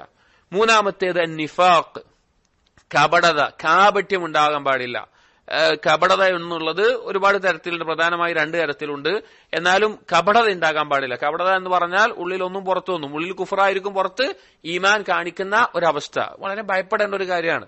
കാരണം അധിക ആളുകളും അശ്രദ്ധമായി പോകുന്ന, എന്നാൽ ആളുകൾ പെട്ടെന്ന് കടന്നു വരുന്ന ഒരു കാര്യമാണ് നിഫാഖ് എന്നുള്ളത്. സ്വഹാബികൾ ഏറ്റവും ഭയപ്പെട്ടിട്ടുള്ള ഒരു കാര്യമാണ്. നാലാമത്തേത് അരിയാ, ആളുകൾ കാണാൻ വേണ്ടി കർമ്മങ്ങൾ ചെയ്യുക എന്നുള്ളത്. അതൊരാൾക്ക് ഉണ്ടാകാൻ പാടില്ല. ആളുകൾ കാണാൻ വേണ്ടി ഇബാദത്തുകൾ ചെയ്യുക. ഞാൻ നല്ല നിസ്കരിക്കുന്ന ആളാണ്, നല്ല ഓതുന്ന ആളാണ്, ധാരാളം ദാനധർമ്മങ്ങൾ കൊടുക്കുന്ന ആളാണ്, അത് ആളുകളെ കാണിക്കാൻ വേണ്ടി. ഇപ്പൊ എത്ര പറഞ്ഞു? ഷിർക്ക്, കുഫർ, നിഫാഖ്, റിയാ. അഞ്ചാമത്തെ സുംഅത്ത്. സുംഅത്ത് പറഞ്ഞാൽ റിയാ കാണാൻ വേണ്ടിയിട്ടാണെങ്കിൽ സുംഅത്ത് കേൾക്കാൻ വേണ്ടിയിട്ട്. ഞാൻ നല്ല ആളാണെന്ന് ആളുകൾ പറയണം, ആളുകൾ എന്നെ പറ്റിയിട്ട് ഇങ്ങനെ പറയണം, ഞാൻ അങ്ങനത്തെ ഒരാളാണ് എന്ന് ആളുകൾ പറയുന്നുണ്ട്, അത് ആഗ്രഹിച്ചുകൊണ്ട്. ആറാമത്തേത് ദിക്ർ. ദിക്ർ എന്ന് പറഞ്ഞാൽ ആളുകൾ നേരിട്ട് വന്ന് തന്നെ പ്രശംസിക്കണം. നിങ്ങൾ നല്ലൊരു മനുഷ്യനാണ്, നിങ്ങൾ നല്ലൊരു കാര്യം ചെയ്യുന്ന ആളാണ്, നിങ്ങൾ നല്ല ആബിദാണ്, അത് നല്ല ആലിമാണ്, അങ്ങനെയൊക്കെ വന്ന് നേരിട്ട് പറയാൻ ആഗ്രഹിക്കൽ. ഏഴാമത്തേത് ത്വലബു ദുനിയ ബിഅമലിൽ ആഖിറ. പരലോകത്തേക്ക് പ്രതിഫലം മാത്രം നേടേണ്ടതുകൊണ്ട് ദുനിയാവ് തേടിക്കൊണ്ട് കാര്യങ്ങൾ ചെയ്യുക എന്നുള്ളത്. അഥവാ പരലോകത്ത് പ്രതിഫലം പ്രതീക്ഷിക്കേണ്ട കാര്യം. ഇപ്പോ നാളെ നരകത്തിൽ ആദ്യം പ്രവേശിക്കുന്ന 3 ആളുകൾ ആരൊക്കെയാണ്? 1 ഷഹീദായി മരണപ്പെട്ട ആളാണ്. 2 ആലിമായിട്ടുള്ള ഖുർആനിൽ ഹിഫ്ളുള്ള പണ്ഡിതനായിട്ടുള്ള ആളാണ്. 3 ധാരാളം സ്വതഖ കൊടുത്തിരുന്ന ആളാണ്. ഇവരെന്തുകൊണ്ടാണ് നരകത്തിലായത്? അവർ ചെയ്തത് ദുനിയാവിലെ നേട്ടമായിരുന്നു. ഷഹീദായി മരിച്ച ആള് ഞാൻ നല്ല ധീരനാണെന്ന് ആളുകൾ പറയണമെന്ന് ആഗ്രഹിച്ചു, അല്ലെങ്കിൽ അത് കിട്ടണമെന്ന് ആഗ്രഹിച്ചു. ഇൽമുള്ള ആളുകൾ ഞാൻ ആലിമാണെന്ന് പറയണത് ആഗ്രഹിച്ചു. അതുപോലെ തന്നെ സ്വതഖ വിൽക്കുന്ന ആള് ഞാൻ നല്ല ജവാദാണെന്ന് ആളുകൾ പറയണമെന്ന് ആഗ്രഹിച്ചു. ദുനിയാവിന്റെ എന്തെങ്കിലും നേട്ടങ്ങൾ, അത് റിയാന്റെ ഇതിന്റെ അകത്ത് വരുന്നതാണ്, പ്രത്യേകം ഒന്ന് പറഞ്ഞത് മാത്രം. ഈ 7 കാര്യങ്ങളിൽ നിന്ന് നമ്മുടെ കർമ്മങ്ങൾ ഒഴിവാകുമ്പോഴാണ് നമ്മൾ ലാ ഇലാഹ ഇല്ലല്ലാഹിൽ അല്ലെങ്കിൽ ദീനിൽ ഇഖ്ലാസ് ഉള്ള ആളായി തീരുക. അത് ലാ ഇലാഹ ഇല്ലല്ലാഹ് പറയുമ്പോൾ ഇഖ്ലാസ് ഉണ്ടാവണമെങ്കിലും ലാ ഇലാഹ ഇല്ലല്ലാഹ് പറഞ്ഞ് അമലുകൾ ചെയ്യുമ്പോൾ ഇഖ്ലാസ് ഉണ്ടാകണമെങ്കിലും ഈ 7 കാര്യത്തിൽ നിന്ന് ഒഴിവാകണം. ഇത് ചെറിയൊരു കാര്യമല്ല. ഇഖ്ലാസ് ഉണ്ടാവുക എന്നുള്ളത് ഉലമാക്കൾ വളരെ ബുദ്ധിമുട്ടുള്ള കാര്യമായി പറഞ്ഞു. സുഫിയാൻ സൗരി റഹിമഹുല്ലാഹ് അദ്ദേഹം പറഞ്ഞു കാണാം, പിന്നെ നിയ്യത്തിൽ ഇഖ്ലാസ് ഉണ്ടാകാൻ വേണ്ടി പണിപ്പെട്ടതുപോലെ ഒരു കാര്യത്തിന് ഞാൻ പണിപ്പെട്ടിട്ടില്ല. 3 വർഷത്തോളം എടുത്തിട്ടുണ്ട് ചില ഇബാദത്തുകളെ എന്റെ നിയ്യത്ത് നേരാകാൻ എന്ന് സലഫുകൾ പറഞ്ഞത് കാണാം. അതുപോലെ തന്നെ സലഫുകൾ അവരെ ഇഖ്ലാസിനെ കാത്തു സൂക്ഷിച്ച ധാരാളം ഉദാഹരണങ്ങളുണ്ട്. അവരുടെ അമലുകൾ അത്രത്തോളം അവർ ഇഖ്ലാസ് കാത്തു സൂക്ഷിക്കാൻ ശ്രമിച്ചത്. അതിനൊരു ഉദാഹരണമാണ് അലി റളിയല്ലാഹുവിന്റെ മകനായ ഹുസൈൻ റളിയല്ലാഹുവിന്റെ മകനായിട്ട് ഒരു അലി ഉണ്ട്, സൈനുൽ ആബിദീൻ എന്നാണ് പേര്. അദ്ദേഹം വളരെയധികം രഹസ്യമായി ഇബാദത്തുകൾ ചെയ്യുന്ന, സൽക്കർമ്മങ്ങൾ ചെയ്യുന്നതിൽ അറിയപ്പെട്ട വ്യക്തിയായിരുന്നു. അദ്ദേഹം മരണപ്പെട്ട സമയത്ത്, നാട്ടിലെ ആളുകൾ മരണപ്പെട്ട സമയത്ത് അദ്ദേഹത്തിന്റെ ജനാസ മയ്യത്ത് കുളിപ്പിക്കുന്ന സമയത്ത് അദ്ദേഹത്തിന്റെ മുതുകിലൊക്കെ കുറെ ഭാരം ചുമന്ന ഇതുപോലെ അടയാളങ്ങൾ കണ്ടു. അപ്പൊ ആ നാട്ടുകാർക്കൊന്നും അറിയില്ല, അങ്ങനെ ഭാരം ചുമക്കുന്ന പണിയൊന്നും എടുക്കുന്ന അറിയില്ല. അങ്ങനെ മരണപ്പെട്ടു, ജനാസ മറമാടിയൊക്കെ കഴിഞ്ഞ് പിന്നെ കുറച്ച് ദിവസം കഴിഞ്ഞപ്പോൾ അവിടെ അപ്പുറത്തുള്ള ഒരു പർവ്വതത്തിന്റെ അപ്പുറത്തോ ഒരു താഴ്വരയുടെ അപ്പുറത്തുള്ള ഗ്രാമത്തിൽ നിന്നുള്ള ആളുകൾ വരാൻ തുടങ്ങി. അപ്പൊ എന്താ കാര്യം എന്ന് വെച്ച് കഴിഞ്ഞാൽ അവർക്ക് ആവശ്യമുള്ള ഭക്ഷണങ്ങളും അതുപോലുള്ള കാര്യങ്ങളൊക്കെ ആരോ അവിടെ എത്തിച്ചു കൊടുക്കാറുണ്ടായിരുന്നു. ഇപ്പോ എന്തില്ല, അത് വരുന്നില്ല. അതുകൊണ്ട് അത് അന്വേഷിക്കാനൊക്കെ വന്നതാണ്. അപ്പൊ രാത്രി സമയങ്ങളിലൊക്കെ ഇതുപോലെയുള്ള കാര്യങ്ങൾ കൊണ്ടുപോയി കൊടുക്കുന്ന ആളായിരുന്നു ഈ അലി ഇബ്നു ഹുസൈൻ എന്ന് പറയുന്ന താബിഈ. ഒന്ന് ആലോചിച്ച് നോക്കി അദ്ദേഹത്തിന്റെ കർമ്മം. ഇതുപോലെ ധാരാളം. ഇബ്നു മുബാറക് റഹിമഹുല്ലാ, അദ്ദേഹം ആലിമാണ്, നല്ല കച്ചവടക്കാരനാണ്, നല്ല ജിഹാദിന് പോകുന്ന ആളാണ്. അപ്പൊ ഇബ്നു മുബാറക് റഹിമഹുല്ല ആളുകൾക്ക് അറിയാം. അതുകൊണ്ട് അദ്ദേഹം ജിഹാദിന് മുൻപന്തിയിൽ ഉണ്ടാകും. പക്ഷെ ജിഹാദിന് പോകുമ്പോൾ അദ്ദേഹം മുഖം മറച്ചുകൊണ്ട് ആളറിയാതിരിക്കുന്ന രീതിയിലാണ് ജിഹാദിന് വേണ്ടി പോകാറുണ്ടായിരുന്നുള്ളൂ. അതുപോലെ തന്നെ അദ്ദേഹത്തിനെ പറ്റി ഇമാം അഹ്മദ് പറഞ്ഞത് കാണാം, രഹസ്യമായ കർമ്മങ്ങൾ കൊണ്ടാണ് ഇബ്നു മുബാറക് ഇത്ര ഉന്നതമായ സ്ഥാനത്തെത്തിയത് എന്ന്. അങ്ങേയറ്റം കർമ്മങ്ങൾ രഹസ്യമായി ചെയ്യാൻ അധികം ശ്രദ്ധിച്ചിരുന്ന ഒരു വ്യക്തിയായിരുന്നു. അതുപോലെ തന്നെ സലഫുകൾപ്പെട്ട ദാവൂദ് അൽ ഹിന്ദി, അദ്ദേഹത്തെ പറ്റി പറയുന്നുണ്ട്, ഒരുപാട് കാലം അദ്ദേഹം സുന്നത്ത് നോമ്പെടുത്തത് സ്വന്തം വീട്ടുകാർ പോലും അറിയാതെയാണ്. വീട്ടിൽ നിന്ന്, അതേ കച്ചവടക്കാരനാണ്, രാവിലെ കടയിലേക്ക് പോകുമ്പോൾ വീട്ടിൽ നിന്ന് പ്രഭാത ഭക്ഷണമൊക്കെ ആയിട്ട് പൊതിഞ്ഞെടുക്കും. പോണ വഴിക്ക് ആർക്ക് കൊടുക്കും? വഴിയിലുള്ള ഏതെങ്കിലും സാധുക്കൾക്ക് കൊടുക്കും, കഴിച്ചതിന്റെ ബാക്കിയാണെന്ന നിലക്ക്. അങ്ങനെ കടയിൽ കഴിഞ്ഞ് വൈകുന്നേരം മഗ്രിബ് കഴിഞ്ഞിട്ട് തിരിച്ചു പോയിട്ട് വീട്ടുകാരോടൊപ്പം ഭക്ഷണം കഴിക്കും. അങ്ങനെ സുന്നത്തായ നോമ്പെടുക്കാറുണ്ടായിരുന്നു. അങ്ങനെ സലഫുകളുടെ ജീവിതം നോക്കിക്കഴിഞ്ഞാൽ, അവരുടെ ഇഖ്ലാസിന്റെ കർമ്മങ്ങൾ നോക്കിക്കഴിഞ്ഞാൽ അത്ഭുതപ്പെട്ടു പോകും നമ്മൾ. അപ്പൊ നമ്മുടെ ജീവിതത്തിൽ ഉണ്ടായിരിക്കേണ്ട ഒരു കാര്യമാണ് ലാ ഇലാഹ ഇല്ലല്ലാഹ് പറയുന്നതിൽ ഇഖ്ലാസ് ഉണ്ടാവണം, നമ്മുടെ ഇബാദത്തുകൾ ഇഖ്ലാസ് ഉണ്ടാകണം. ഇഖ്ലാസ് ഉണ്ടാകാൻ ഏറ്റവും പ്രധാനപ്പെട്ട ഒരു മാർഗമാണ് രഹസ്യമായിട്ടുള്ള ഇബാദത്തുകൾ വർദ്ധിപ്പിക്കുക എന്നുള്ളത്. രാത്രി നിസ്കാരമാവട്ടെ, സുന്നത്തായ നോമ്പാവട്ടെ, രഹസ്യമായ സദഖകളാകട്ടെ, അല്ലെങ്കിൽ എന്തെല്ലാമാണോ അത് വർദ്ധിപ്പിക്കുക എന്നുള്ളത്. നബി സല്ലല്ലാഹു അലൈഹി വസല്ലമയുടെ അടുക്കൽ ഒരിക്കൽ അബൂ ഹുറൈറ റളിയല്ലാഹു അൻഹു ഒന്ന് ചോദിക്കുകയുണ്ടായി, ആരാണ് റസൂലെ നാളെ നിങ്ങളുടെ ശഫാഅത്ത് ലഭിക്കുന്ന ഏറ്റവും വലിയ സൗഭാഗ്യവാൻ ആരാണ്? നിങ്ങളുടെ ശഫാഅത്ത് ലഭിക്കുന്ന ആളുകൾ ആരൊക്കെയാണ് എന്ന് ചോദിച്ചു.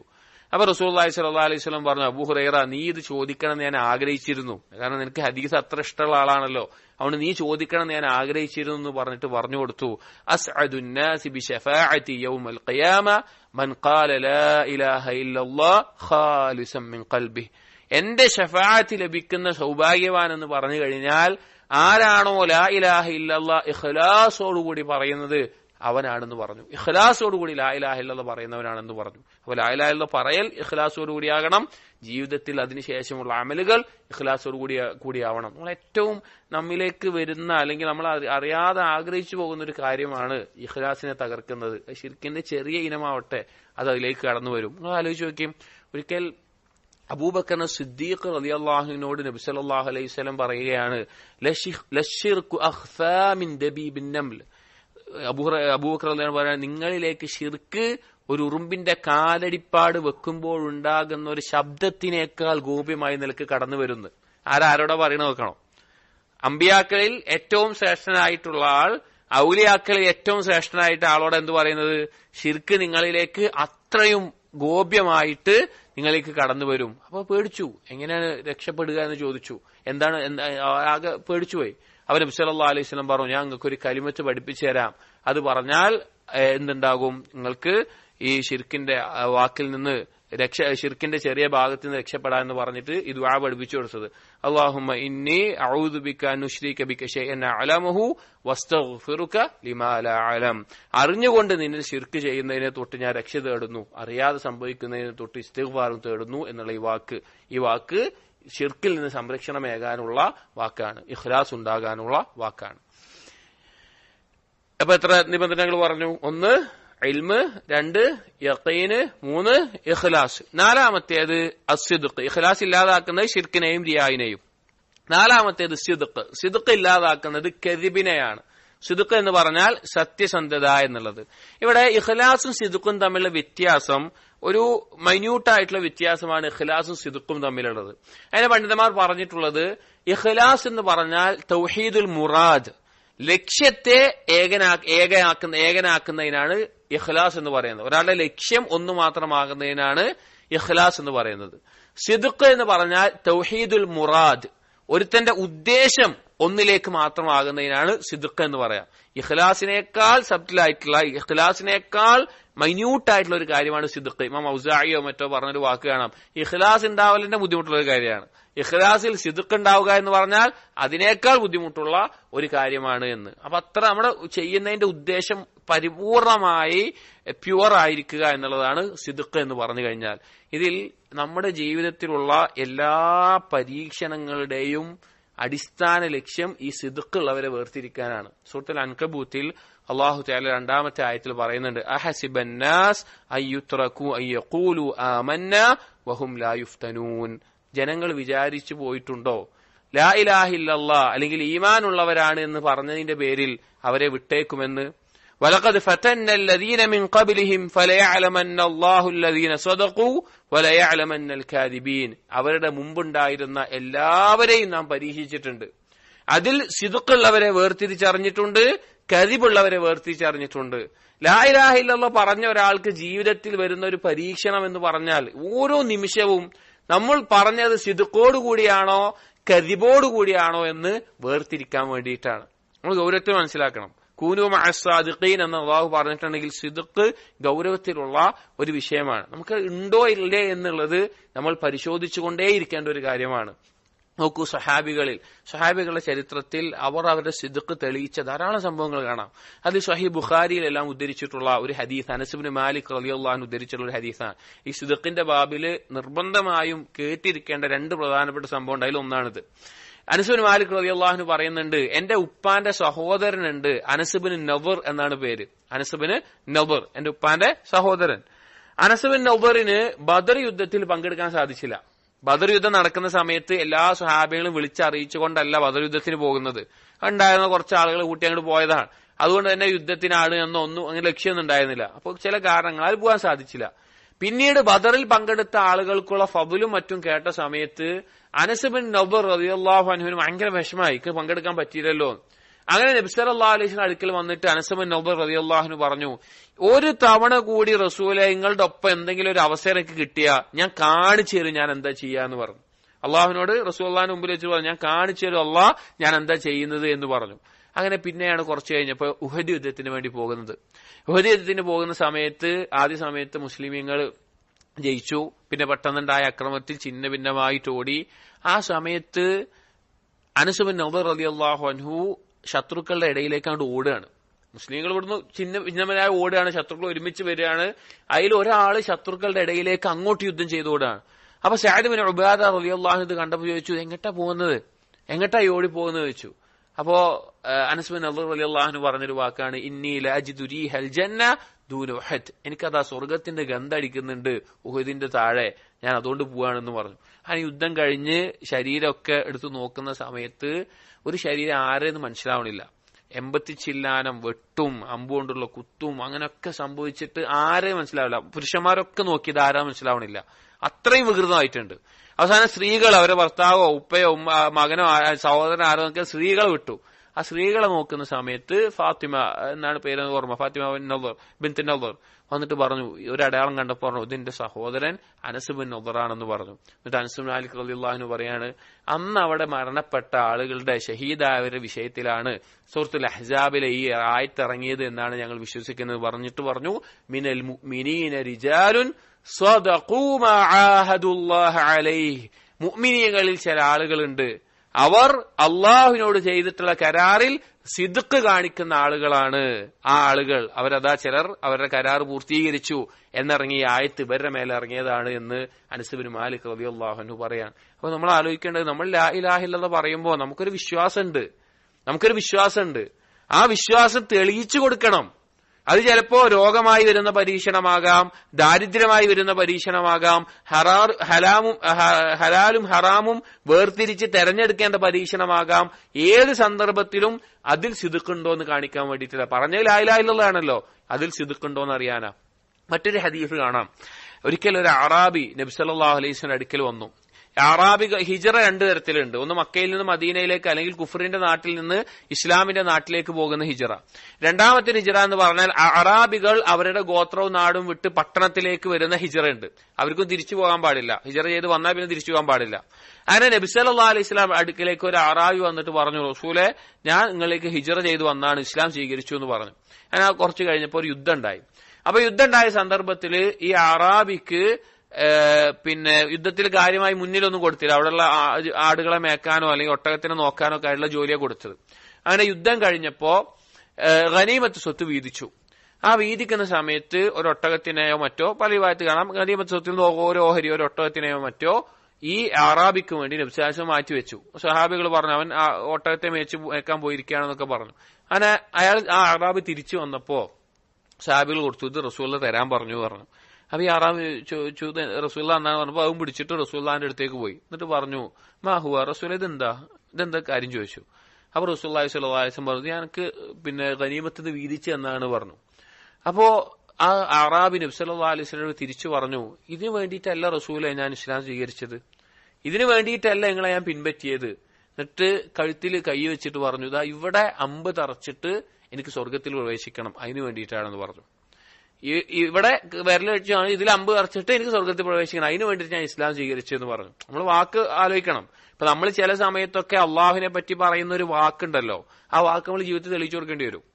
അള്ളാഹുവിനെ പറ്റി ഞാൻ അള്ളാഹുവിൽ പരമേൽപ്പിക്കുന്നവനാണ്, അല്ലെങ്കിൽ അള്ളാഹുവിന്റെ കയ്യിലാണ് കാര്യങ്ങൾ, അല്ലെങ്കിൽ അള്ളാഹു എന്നെ സഹായിക്കും, അങ്ങനെയൊക്കെ നമ്മൾ പറയുന്ന ഓരോ വാക്കും നമ്മൾ തെളിയിച്ചു കൊടുക്കാനുള്ള പരീക്ഷണം പിന്നെ വരും. അപ്പൊ ഈ വാക്ക് പറഞ്ഞപ്പോ നബി സല്ലല്ലാഹു അലൈഹി വസല്ലം പറഞ്ഞ മറുപടി എന്താ അറിയോ? ഇൻ തസ്ദുഖില്ലാഹ യസ്ദുഖ. നമ്മളെല്ലാവരും മനസ്സിൽ കൊത്തിവെക്കേണ്ട ഒരു വാക്കാണ്. നീ അള്ളാഹുവിനോട് സിദ്ഖ് കാണിച്ചാൽ അള്ളാഹു നിന്നോടും സിദ്ഖ് കാണിക്കും. നീ പറഞ്ഞ സത്യസന്ധമാണെങ്കിൽ അള്ളാഹു നിന്നോട് അതുപോലെ ആയിരിക്കും എന്ന് പറഞ്ഞു. അങ്ങനെ കുറച്ച് കഴിഞ്ഞ് അടുത്തൊരു യുദ്ധം കഴിഞ്ഞിട്ട് കുറെ സ്വഹാബികൾ ഷഹീദായിട്ട് ഒരു ശരീരം ഇങ്ങനെ എടുത്തുകൊണ്ടുവരുന്നുണ്ട്. അപ്പൊ നബി സല്ലല്ലാഹു അലൈഹി വസല്ലം ഇങ്ങനെ നോക്കി. അപ്പൊ ആ ശരീരത്തിന്റെ അവസ്ഥ പറഞ്ഞാൽ കഴുത്തിൽ ഇവിടെ അമ്പ് ഇറച്ച. അപ്പൊ നബി സല്ലല്ലാഹു അലൈഹി വസല്ലം ചോദിച്ചു, അഹുവ ഇതവനാണോ ചോദിച്ചു. അപ്പൊ സ്വഹാബികൾ പറഞ്ഞു അതേന്ന് പറഞ്ഞു. അപ്പൊ നബി സല്ലല്ലാഹു അലൈഹി വസല്ലം പറഞ്ഞു, സദഖല്ലാഹ് വസദഖ. അവൻ അള്ളാഹുവിനോട് സിദ്ഖ് കാണിച്ചു, അള്ളാഹു അവനോടും സിദ്ഖ് കാണിച്ചു. അവൻ ആത്മാർത്ഥമായി സത്യസന്ധമായി ആഗ്രഹിച്ച ഒരു കാര്യം അള്ളാഹു തആല അവന് നടപ്പിലാക്കി കൊടുത്തു. അപ്പൊ ഏത് കാര്യത്തിലും നമ്മൾ പറയുന്നത് സിദ്ഖോട് കൂടിയാണോ അള്ളാഹു സുബ്ഹാനഹു വ തആല നമുക്ക് സത്യസന്ധമായ നിലക്ക് നടത്തിത്തരും. അതല്ല കദിബോടുകൂടിയാണോ അത് വേർതിരിച്ചറിയാനാണ് ഈ പരീക്ഷണങ്ങൾ വെച്ചിട്ടുള്ളത്. ഈ ഒരു ഹദീസിൽ നബി സല്ലല്ലാഹു അലൈഹി വസല്ലം പറഞ്ഞു, മുആദ് ഇബ്നു ജബൽ റളിയല്ലാഹു അൻഹു ഉദ്ധരിക്കുന്ന ഹദീസിൽ, മാ മിൻ അഹദിൻ യശ്ഹദു അല്ലാ ഇലാഹ ഇല്ലല്ലാഹ് വ അന്ന മുഹമ്മദൻ റസൂലുള്ളാഹ് സാദിഖൻ മിൻ ഖൽബി ഇല്ലാ ഹറമഹുല്ലാഹു അലന്നാർ. ആരെങ്കിലും ലാ ഇലാഹ ഇല്ലല്ലാഹയിലും മുഹമ്മദ് റസൂലുള്ളാഹിയിലും ഷഹാദത്ത് ചെയ്യുകയാണ് സിദ്ഖോടുകൂടി, അവന്റെ മേലെ നരകം ഹറാമായിരിക്കും, അവൻ നരകത്തിൽ പ്രവേശിക്കില്ല. അപ്പൊ സിദ്ഖ് വളരെ പ്രധാനപ്പെട്ട കാര്യമാണ്. ഇനി ഇഖ്ലാസും സിദ്ഖും എന്ന് പറഞ്ഞാൽ ഈ രണ്ട് കാര്യങ്ങളാണ് തൗഹീദിന്റെ സ്തംഭങ്ങൾ, തൗഹീദിന്റെ അർക്കാനുകൾ എന്ന് പറഞ്ഞാൽ ഇഖ്ലാസും സിദ്ഖുമാണ്. ഇബ്നുൽ ഖയ്യിം റഹിമഹുല്ലാഹ് അദ്ദേഹത്തിന്റെ നൂനിയ എന്നുള്ള കവിതയിൽ പറയുന്നുണ്ട്, അസ്സിദ്ഖു വൽ ഇഖ്ലാസു റുക്നാ ദാലിക തൗഹീദ് കറുക്നൈനി ലിൽ ബുന്യാൻ. സിദ്ഖും ഇഖ്ലാസുമാണ് തൗഹീദിന്റെ രണ്ട് സ്തംഭങ്ങൾ, ഒരു കെട്ടിടത്തിന്റെ രണ്ട് തൂണ് പോലെ. അത് ജീവിതത്തിൽ എപ്പോഴും നമ്മൾ പരിശോധിക്കേണ്ട കാര്യമാണ്. അപ്പൊ എത്ര പറഞ്ഞു? ഷർത്തുകൾ പറഞ്ഞു. ഒന്ന് ഇൽമ്, രണ്ട് യഖീന്. ഈ ഷർത്തുകളെങ്കിലും കാണാൻ പഠിക്കണം. ദലീലുകളൊന്നും കാണാൻ പഠിച്ചില്ലെങ്കിലും ഇത് എപ്പോ ചോദിച്ചാലും പറയുന്ന രീതിയിൽ പഠിക്കണം, ജീവിതത്തിൽ ഉണ്ടാവുകയും വേണം. ഒന്ന് ഇൽമ്, രണ്ട് യഖീന്, മൂന്ന് ഇഖ്ലാസ്, നാല് സിദ്ഖ്. അഞ്ചാമത്തേത് അൽ മഹബ്ബ, ഇഷ്ടമുണ്ടായിരിക്കണം. ലാ ഇലാഹ ഇല്ലല്ലാഹയോടുള്ള ഇഷ്ടം ഉണ്ടായിരിക്കണം. ലാ ഇലാഹ ഇല്ലല്ലാഹ് നിർബന്ധമാക്കുന്ന എന്തെല്ലാം കാര്യങ്ങളുണ്ടോ അതിനോടുള്ള ഇഷ്ടം ഉണ്ടായിരിക്കണം. എന്താണ്? അള്ളാഹുവിനോട് ഇഷ്ടം ഉണ്ടായിരിക്കണം, അള്ളാഹുവിന്റെ റസൂലിനോട് ഇഷ്ടം ഉണ്ടായിരിക്കണം, അള്ളാഹുവിന്റെ ഔലിയാക്കളോട് ഇഷ്ടം ഉണ്ടായിരിക്കണം, ഖുർആനിനോട് ഇഷ്ടം ഉണ്ടായിരിക്കണം. അങ്ങനെ എന്തെല്ലാം കാര്യങ്ങളുണ്ടോ അതിനോടൊക്കെ ഇഷ്ടം ഉണ്ടായിരിക്കണം. ലാ ഇലാഹ ഇല്ലല്ലാഹയിൽ അതിനോട് ഇഷ്ടം, അള്ളാഹുവിനോട് ഇഷ്ടം, അതുമായി ബന്ധപ്പെട്ട എല്ലാ ഇഷ്ടങ്ങളും ഉണ്ടായിരിക്കണം. ഇവിടെ മനസ്സിലാക്കേണ്ട ഒരു പ്രധാനപ്പെട്ട കാര്യം, തൗഹീദിന്റെ ഏറ്റവും അകക്കാമ്പ് എന്ന് പറഞ്ഞു കഴിഞ്ഞാൽ അതെന്താണ്? അത് അള്ളാഹുവിനോടുള്ള ഹുബ്ബാണ്. തൗഹീദിന്റെ അകക്കാമ്പ് എന്ന് പറഞ്ഞാൽ അത് അള്ളാഹുവിനോടുള്ള ഹുബ്ബാണ്. കാരണം മനുഷ്യൻ ഏതൊരു പ്രവർത്തനം ചെയ്യുന്നുണ്ടെങ്കിലും അതിനുള്ള കാരണം ഹുബ്ബാണ് എന്നാണ്. മനുഷ്യൻ എന്തൊരു കാര്യം ചെയ്യുന്നുണ്ടെങ്കിലും അതിനുള്ള കാരണം, അവന്റെ ശരീര ചലനാവസ്ഥയിലേക്ക് എന്തിലേക്ക് പോകുന്നുണ്ടെങ്കിലും അതിന്റെ കാരണം ഹുബ്ബാണ്. എന്തെങ്കിലും ഒരു കാര്യത്തിനോടുള്ള ഇഷ്ടമായിരിക്കും. അതുകൊണ്ട് തന്നെ ഇബാദത്തിന്റെ കാമ്പ് എന്ന് പറഞ്ഞാൽ ഹുബ്ബാണ്. എന്താണ് ഇബാദത്തിന്റെ അർത്ഥം? എന്താണ് ഇബാദത്ത് എന്ന് പറഞ്ഞാൽ? ഇബാദത്ത് എന്ന് പറഞ്ഞു കഴിഞ്ഞാൽ ഇബാദത്തുർ റഹ്മാനി ഗായത്തു ഹുബ്ബിഹി വദുല്ലി ആബിദിഹി ഹുമാ ഖുതുബാനി. ഇബ്നു ഖയ്യിം തന്നെ നൂനിയയിൽ പറഞ്ഞിട്ടുള്ളതാണ്. ഇബാദത്തുർ റഹ്മാൻ, റഹ്മാനായ അള്ളാഹുവിനെ ഇബാദത്ത് ചെയ്യുക എന്ന് പറഞ്ഞു കഴിഞ്ഞാൽ അള്ളാഹുവിനോടുള്ള അങ്ങേയറ്റത്തെ ഇഷ്ടം. ഹുബ്ബു ആബിദിഹി ഇബാദത്തുർ റഹ്മാനി ഗായത്തു ഹുബ്ബിഹി വദുല്ലി ആബിദിഹി, അങ്ങേയറ്റത്തെ ഇഷ്ടമുണ്ടാവുക, അതുപോലെ അങ്ങേയറ്റത്തെ താഴ്മ കാണിക്കുക. ഹുമാ ഖുതുബാനി, അതാണ് ഇബാദത്തിന്റെ അടിസ്ഥാനങ്ങൾ. ഇഷ്ടത്തോടു കൂടി താഴ്മ കാണിക്കുന്നതിനാണ്. അതിലേറ്റവും അടിസ്ഥാനം ഇഷ്ടമാണ്. കാരണം അതിനുള്ള തെളിവ് പറഞ്ഞുതരാം. അപ്പൊ ഖുർആനിൽ അല്ലാഹു സുബ്ഹാനഹു വ തആല പറയുന്നുണ്ട്, وَمِنَ النَّاسِ مَن يَتَّخِذُ مِن دُونِ اللَّهِ أَندَادًا يُحِبُّونَهُمْ كَحُبِّ اللَّهِ. ജനങ്ങളിൽ ചില ആളുകളുണ്ട്, അവർ അള്ളാഹുവിന് പുറമെ പകരക്കാരെ സ്വീകരിക്കുന്നു, എന്നിട്ട് അവർ അള്ളാഹുവിനെ ഇഷ്ടപ്പെടുന്നത് പോലെ ആ ഇലാഹുകളെ ഇഷ്ടപ്പെടുകയും ചെയ്യുന്നു. എന്നിട്ട് പറഞ്ഞു, അല്ലദീന ആമനു അശദ്ദു ഹുബ്ബൻ ലില്ലാഹ്, മുഅ്മിനീങ്ങൾ അള്ളാഹുവിനോട് ഏറ്റവും ശക്തമായ ഇഷ്ടമുള്ളവരാണ്. അല്ല, അവർക്ക് മുശ്രിക്കുകളോടുള്ളതിനേക്കാൾ ശക്തമായ ഇഷ്ടം മുഅ്മിനീങ്ങൾക്ക് അള്ളാഹുവിനോടുണ്ടാകും. ഇവിടെ ശിർക്കിനെ പറ്റി പറയാണ്. ആ ശിർക്കിനെ പറ്റി പറയുമ്പോൾ എന്തിനേറ്റാ ബന്ധിപ്പിച്ചത്? അവർ അവരുടെ ഇലാഹുകളെ ഇഷ്ടപ്പെടുന്നു, മുഅ്മിനീങ്ങൾ അള്ളാഹുവിനെ ഇഷ്ടപ്പെടുന്നു എന്ന് പറഞ്ഞിട്ടാണ് ശിർക്കിനെ പറഞ്ഞത്. അപ്പൊ ശിർക്കിന്റെ അടിസ്ഥാനം അള്ളാഹു അല്ലാത്തവരെ അള്ളാഹുവിനെ പോലെ ഇഷ്ടപ്പെടുന്നതാണ്. ഇനി തൗഹീദിന്റെ അടിസ്ഥാനം അള്ളാഹുവിനോടൊരു ഇഷ്ടമാണെന്ന് പറയാനോ? അള്ളാഹു സുബ്ഹാനഹു വ തആല പറഞ്ഞു, മയ്യർതദ്ദ മിൻകും അൻ ദീനിഹി ഫസൗഫ യഅതില്ലാഹു ബിഖൗമിൻ യുഹിബ്ബുഹും വയുഹിബ്ബൂനഹു. നിങ്ങളെങ്ങാനും ദീനിൽ നിന്ന് തെറ്റിപ്പോയി കഴിഞ്ഞാൽ അള്ളാഹു തആല പുതിയൊരു സമൂഹത്തെ കൊണ്ടുവരും. അവരുടെ ഒന്നാമത്തെ വിശേഷണം പറഞ്ഞാൽ എന്താ അറിയോ? അവരെ അള്ളാഹു ഇഷ്ടപ്പെടും, അവർ അള്ളാഹുവിനെയും ഇഷ്ടപ്പെടും. അഥവാ തൗഹീദിന്റെ അടിസ്ഥാനം എന്ന് പറഞ്ഞാൽ അള്ളാഹുവിനോടുള്ള ഹുബ്ബാണ്. മറ്റെന്തിനേക്കാളും എനിക്ക് അള്ളാഹുവിനോടാണ് ഹുബ്ബ്. അതെന്റെ സമ്പത്തിനേക്കാളും, എന്റെ ഭാര്യയെക്കാളും, എന്റെ മക്കളെക്കാളും, എന്റെ മാതാപിതാക്കളെക്കാളും, സ്വന്തം ജീവനേക്കാളും എനിക്കിഷ്ടം അള്ളാഹുവിനെയാണ് എന്ന് തെളിയിക്കണം. അതാണ് ഈ തൗഹീദിന്റെ ഇബാദത്തിന്റെ പൂർത്തീകരണം. അതാണ് ഒരാൾ ഷഹീദായി മരിക്കുക എന്ന് പറഞ്ഞാൽ എന്താ? അവന് സ്വന്തം ജീവനേക്കാൾ അള്ളാഹുവിന് ഇഷ്ടം തെളിയിച്ചു കൊടുക്കുകയാണ്. ഒരാൾ സ്വതക്ക് കൊടുക്കുമ്പോ എന്താ? ഈ സമ്പത്തിനേക്കാൾ എനിക്കിഷ്ടം അള്ളാഹുവിനോടാണെന്ന് പറയാൻ. നിസ്കാരത്തിന് പള്ളിയിൽ ഭാര്യയും കുട്ടികളും ഇരിക്കുമ്പോ പള്ളിയിൽ പോകണം എന്താ? എനിക്ക് അതിനേക്കാൾ ഇഷ്ടം അള്ളാഹുവിനെ തെളിയിക്കലാണ്. എല്ലാം അല്ലാഹു ലാ ഇലാഹ ഇല്ലല്ലാഹ് പറഞ്ഞു കഴിഞ്ഞാൽ ആ ഇഷ്ടത്തെ തെളിയിച്ചു കൊടുക്കലാണ്. അതുകൊണ്ട് തന്നെ വളരെ ഗൗരവത്തിൽ എടുക്കേണ്ട കാര്യമാണ്. ഒരു ഹദീസിൽ കാണാം, സലാസുൻ മൻ കുന്ന വജദ ഫീഹി ഹലാവത്തുൽ ഈമാൻ. 3 കാര്യങ്ങൾ ആരിലാണോ ഉള്ളത് അവൻ ഈമാനിന്റെ മാധുര്യം കണ്ടെത്തും. ആ 3 കാര്യങ്ങൾ എന്താ പറഞ്ഞത്? ഒന്നാമത്തേത് പറഞ്ഞു, അയ്യകൂന അല്ലാഹു വറസൂലുഹു അഹബ്ബ ഇലൈഹി മിമ്മാ സിവാഹുമാ. അവൻ അല്ലാഹും റസൂലും മറ്റെന്തിനേക്കാൾ ഇഷ്ടമുള്ള ആളാണ്. അള്ളാഹുവിനോടും ആ അള്ളാഹുവിനോടുള്ള ഇഷ്ടത്തിന്റെ മേലെ അള്ളാഹുവിന്റെ റസൂലിനോടുമായിരിക്കണം മറ്റെന്തിനേക്കാളും ഇഷ്ടമുണ്ടാകേണ്ടത്. മറ്റെന്തിനേക്കാളും, ആരെ വെച്ചാലും, അപ്പുറത്ത് ആരുണ്ടെങ്കിലും അതിനേക്കാൾ എല്ലാ ഇഷ്ടം അള്ളാഹുവിനോട് റസൂലിനോടായിരിക്കണം. രണ്ടാമത്തേത് യുഹിബ്ബൽ മർഅ ലാ യുഹിബ്ബുഹു ഇല്ലാ ലില്ലാഹ്. അവൻ വേറൊരാളെ ഇഷ്ടപ്പെടുന്നുണ്ടെങ്കിൽ അള്ളാഹുവിന് വേണ്ടി മാത്രമായിരിക്കും, വേറൊരു തരത്തിലുമില്ല. അപ്പൊ നമ്മൾക്ക് ഒരാളെ ഇഷ്ടാവുകയാണ്, അതിന്റെ പേരിൽ മാത്ര, അവന്റെ സൗന്ദര്യം കാരണമല്ല, അവന്റെ സമ്പത്ത് കാരണമല്ല, അവനെ കൊണ്ട് നമുക്കുള്ള നേട്ടം കാരണമല്ല, അവന്റെ ഒരു കഴിവ് കാരണമല്ല, ഒന്നുമല്ല. അള്ളാഹുവിന് ഇഷ്ടമുള്ള ചില ഗുണങ്ങൾ അവനുണ്ട്, അതുകൊണ്ട് മാത്രം അവനോട് എനിക്കിഷ്ടമാണ്. അങ്ങനെ അവൻ സ്നേഹിക്കുള്ളൂ. രണ്ടാമത്തെ ഗുണം.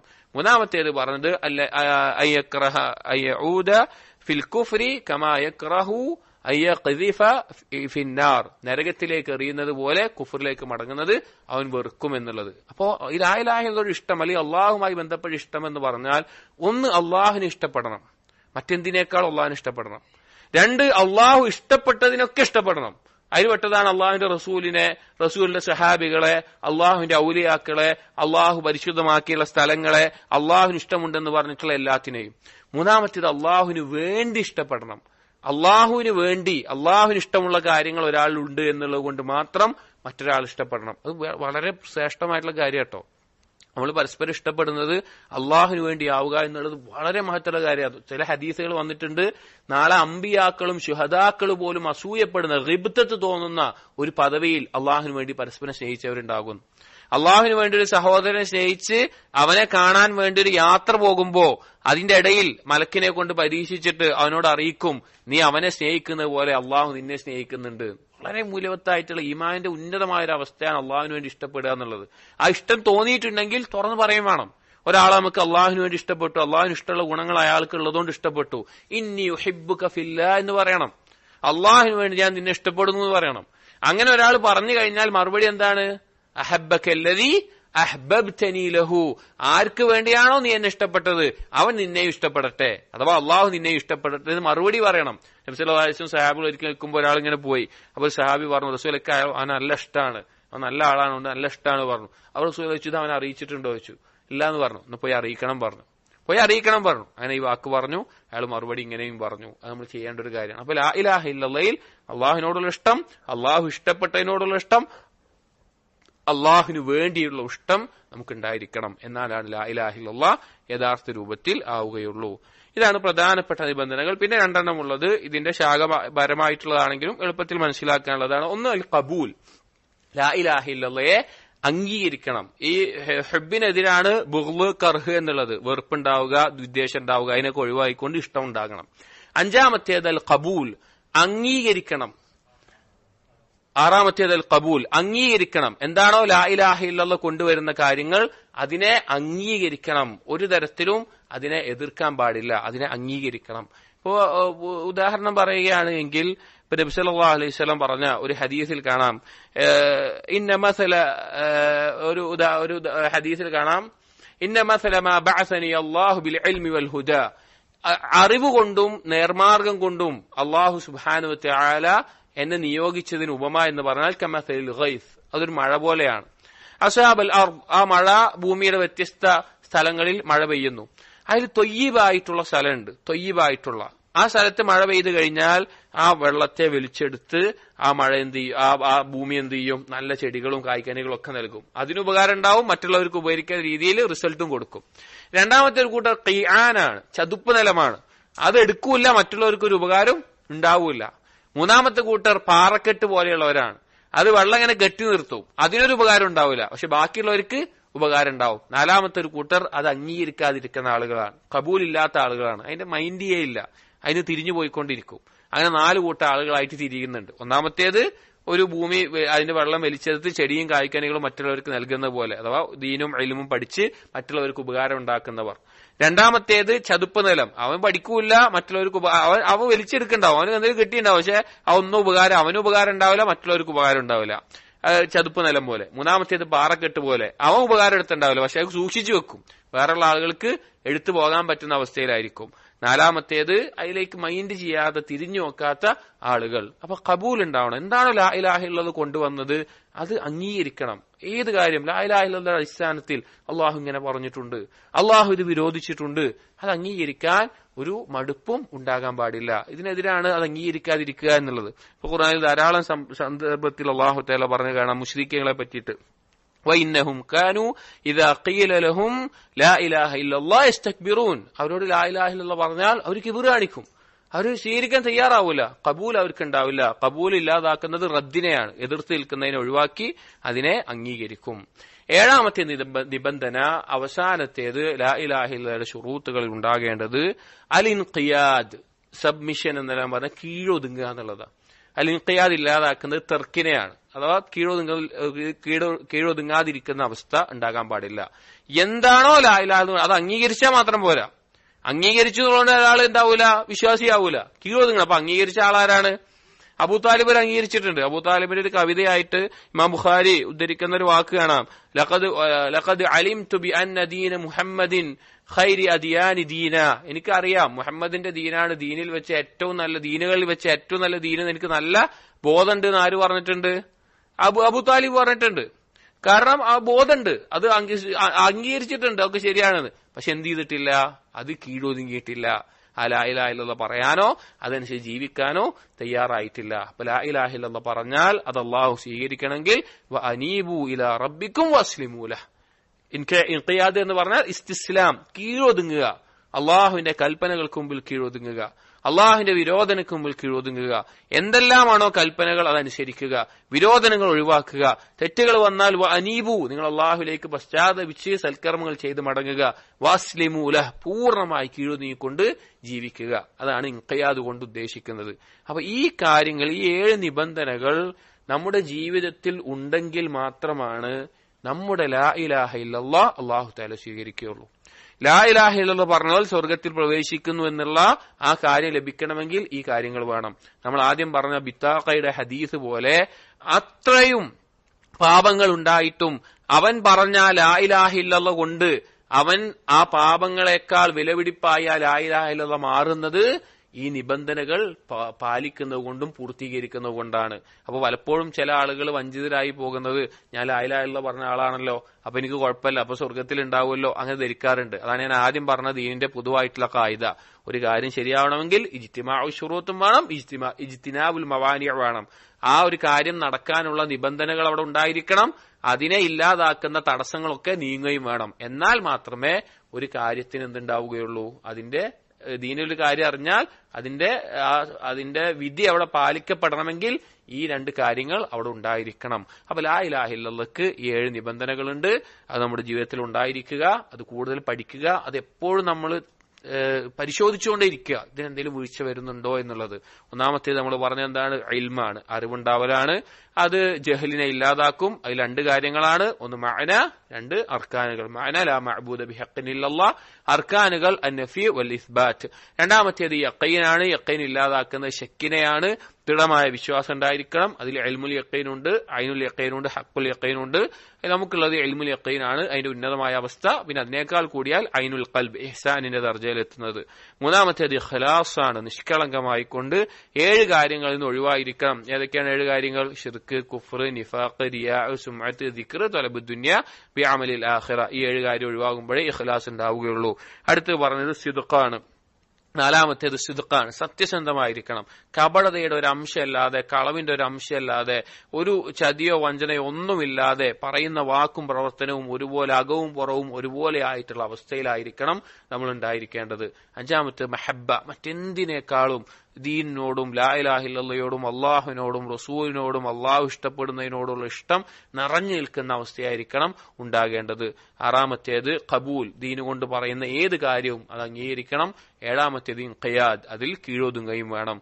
എന്നാൽ നമ്മുടെ ലാ ഇലാഹ ഇല്ലല്ലാഹ് പരിപൂർണമാകും, ഷർത്തുകൾ പാലിക്കപ്പെട്ട ഒരു ലാ ഇലാഹ ഇല്ലല്ലാഹയായി തീരുകയും ചെയ്യും. അല്ലാഹു തആല അങ്ങനെയുള്ള ലാ ഇലാഹ ഇല്ലല്ലാഹയുമായി അള്ളാഹുവിന്റെ അടുക്കൽ എത്തുന്ന അടിമകളിൽ നമ്മെ ഉൾപ്പെടുത്തുമാറാകട്ടെ. അതിനെ പൂർത്തീകരിക്കാൻ, സാക്ഷാത്കരിക്കാൻ, തഹ്ഖീഖ് ചെയ്യാനുള്ള തൗഫീഖ് നമുക്ക് നൽകുമാറാകട്ടെ. സുബ്ഹാനകല്ലാഹുമ്മ വബിഹംദിക് അഷ്ഹദു അൻ ലാ ഇലാഹ ഇല്ലാ അൻത അസ്തഗ്ഫിറുക വഅതൂബു ഇലൈക് വസല്ലല്ലാഹു അലാ നബിയിനാ മുഹമ്മദിൻ വഅലാ ആലിഹി വഅസ്ഹാബിഹി അജ്മഈൻ വൽഹംദുലില്ലാഹി റബ്ബിൽ ആലമീൻ.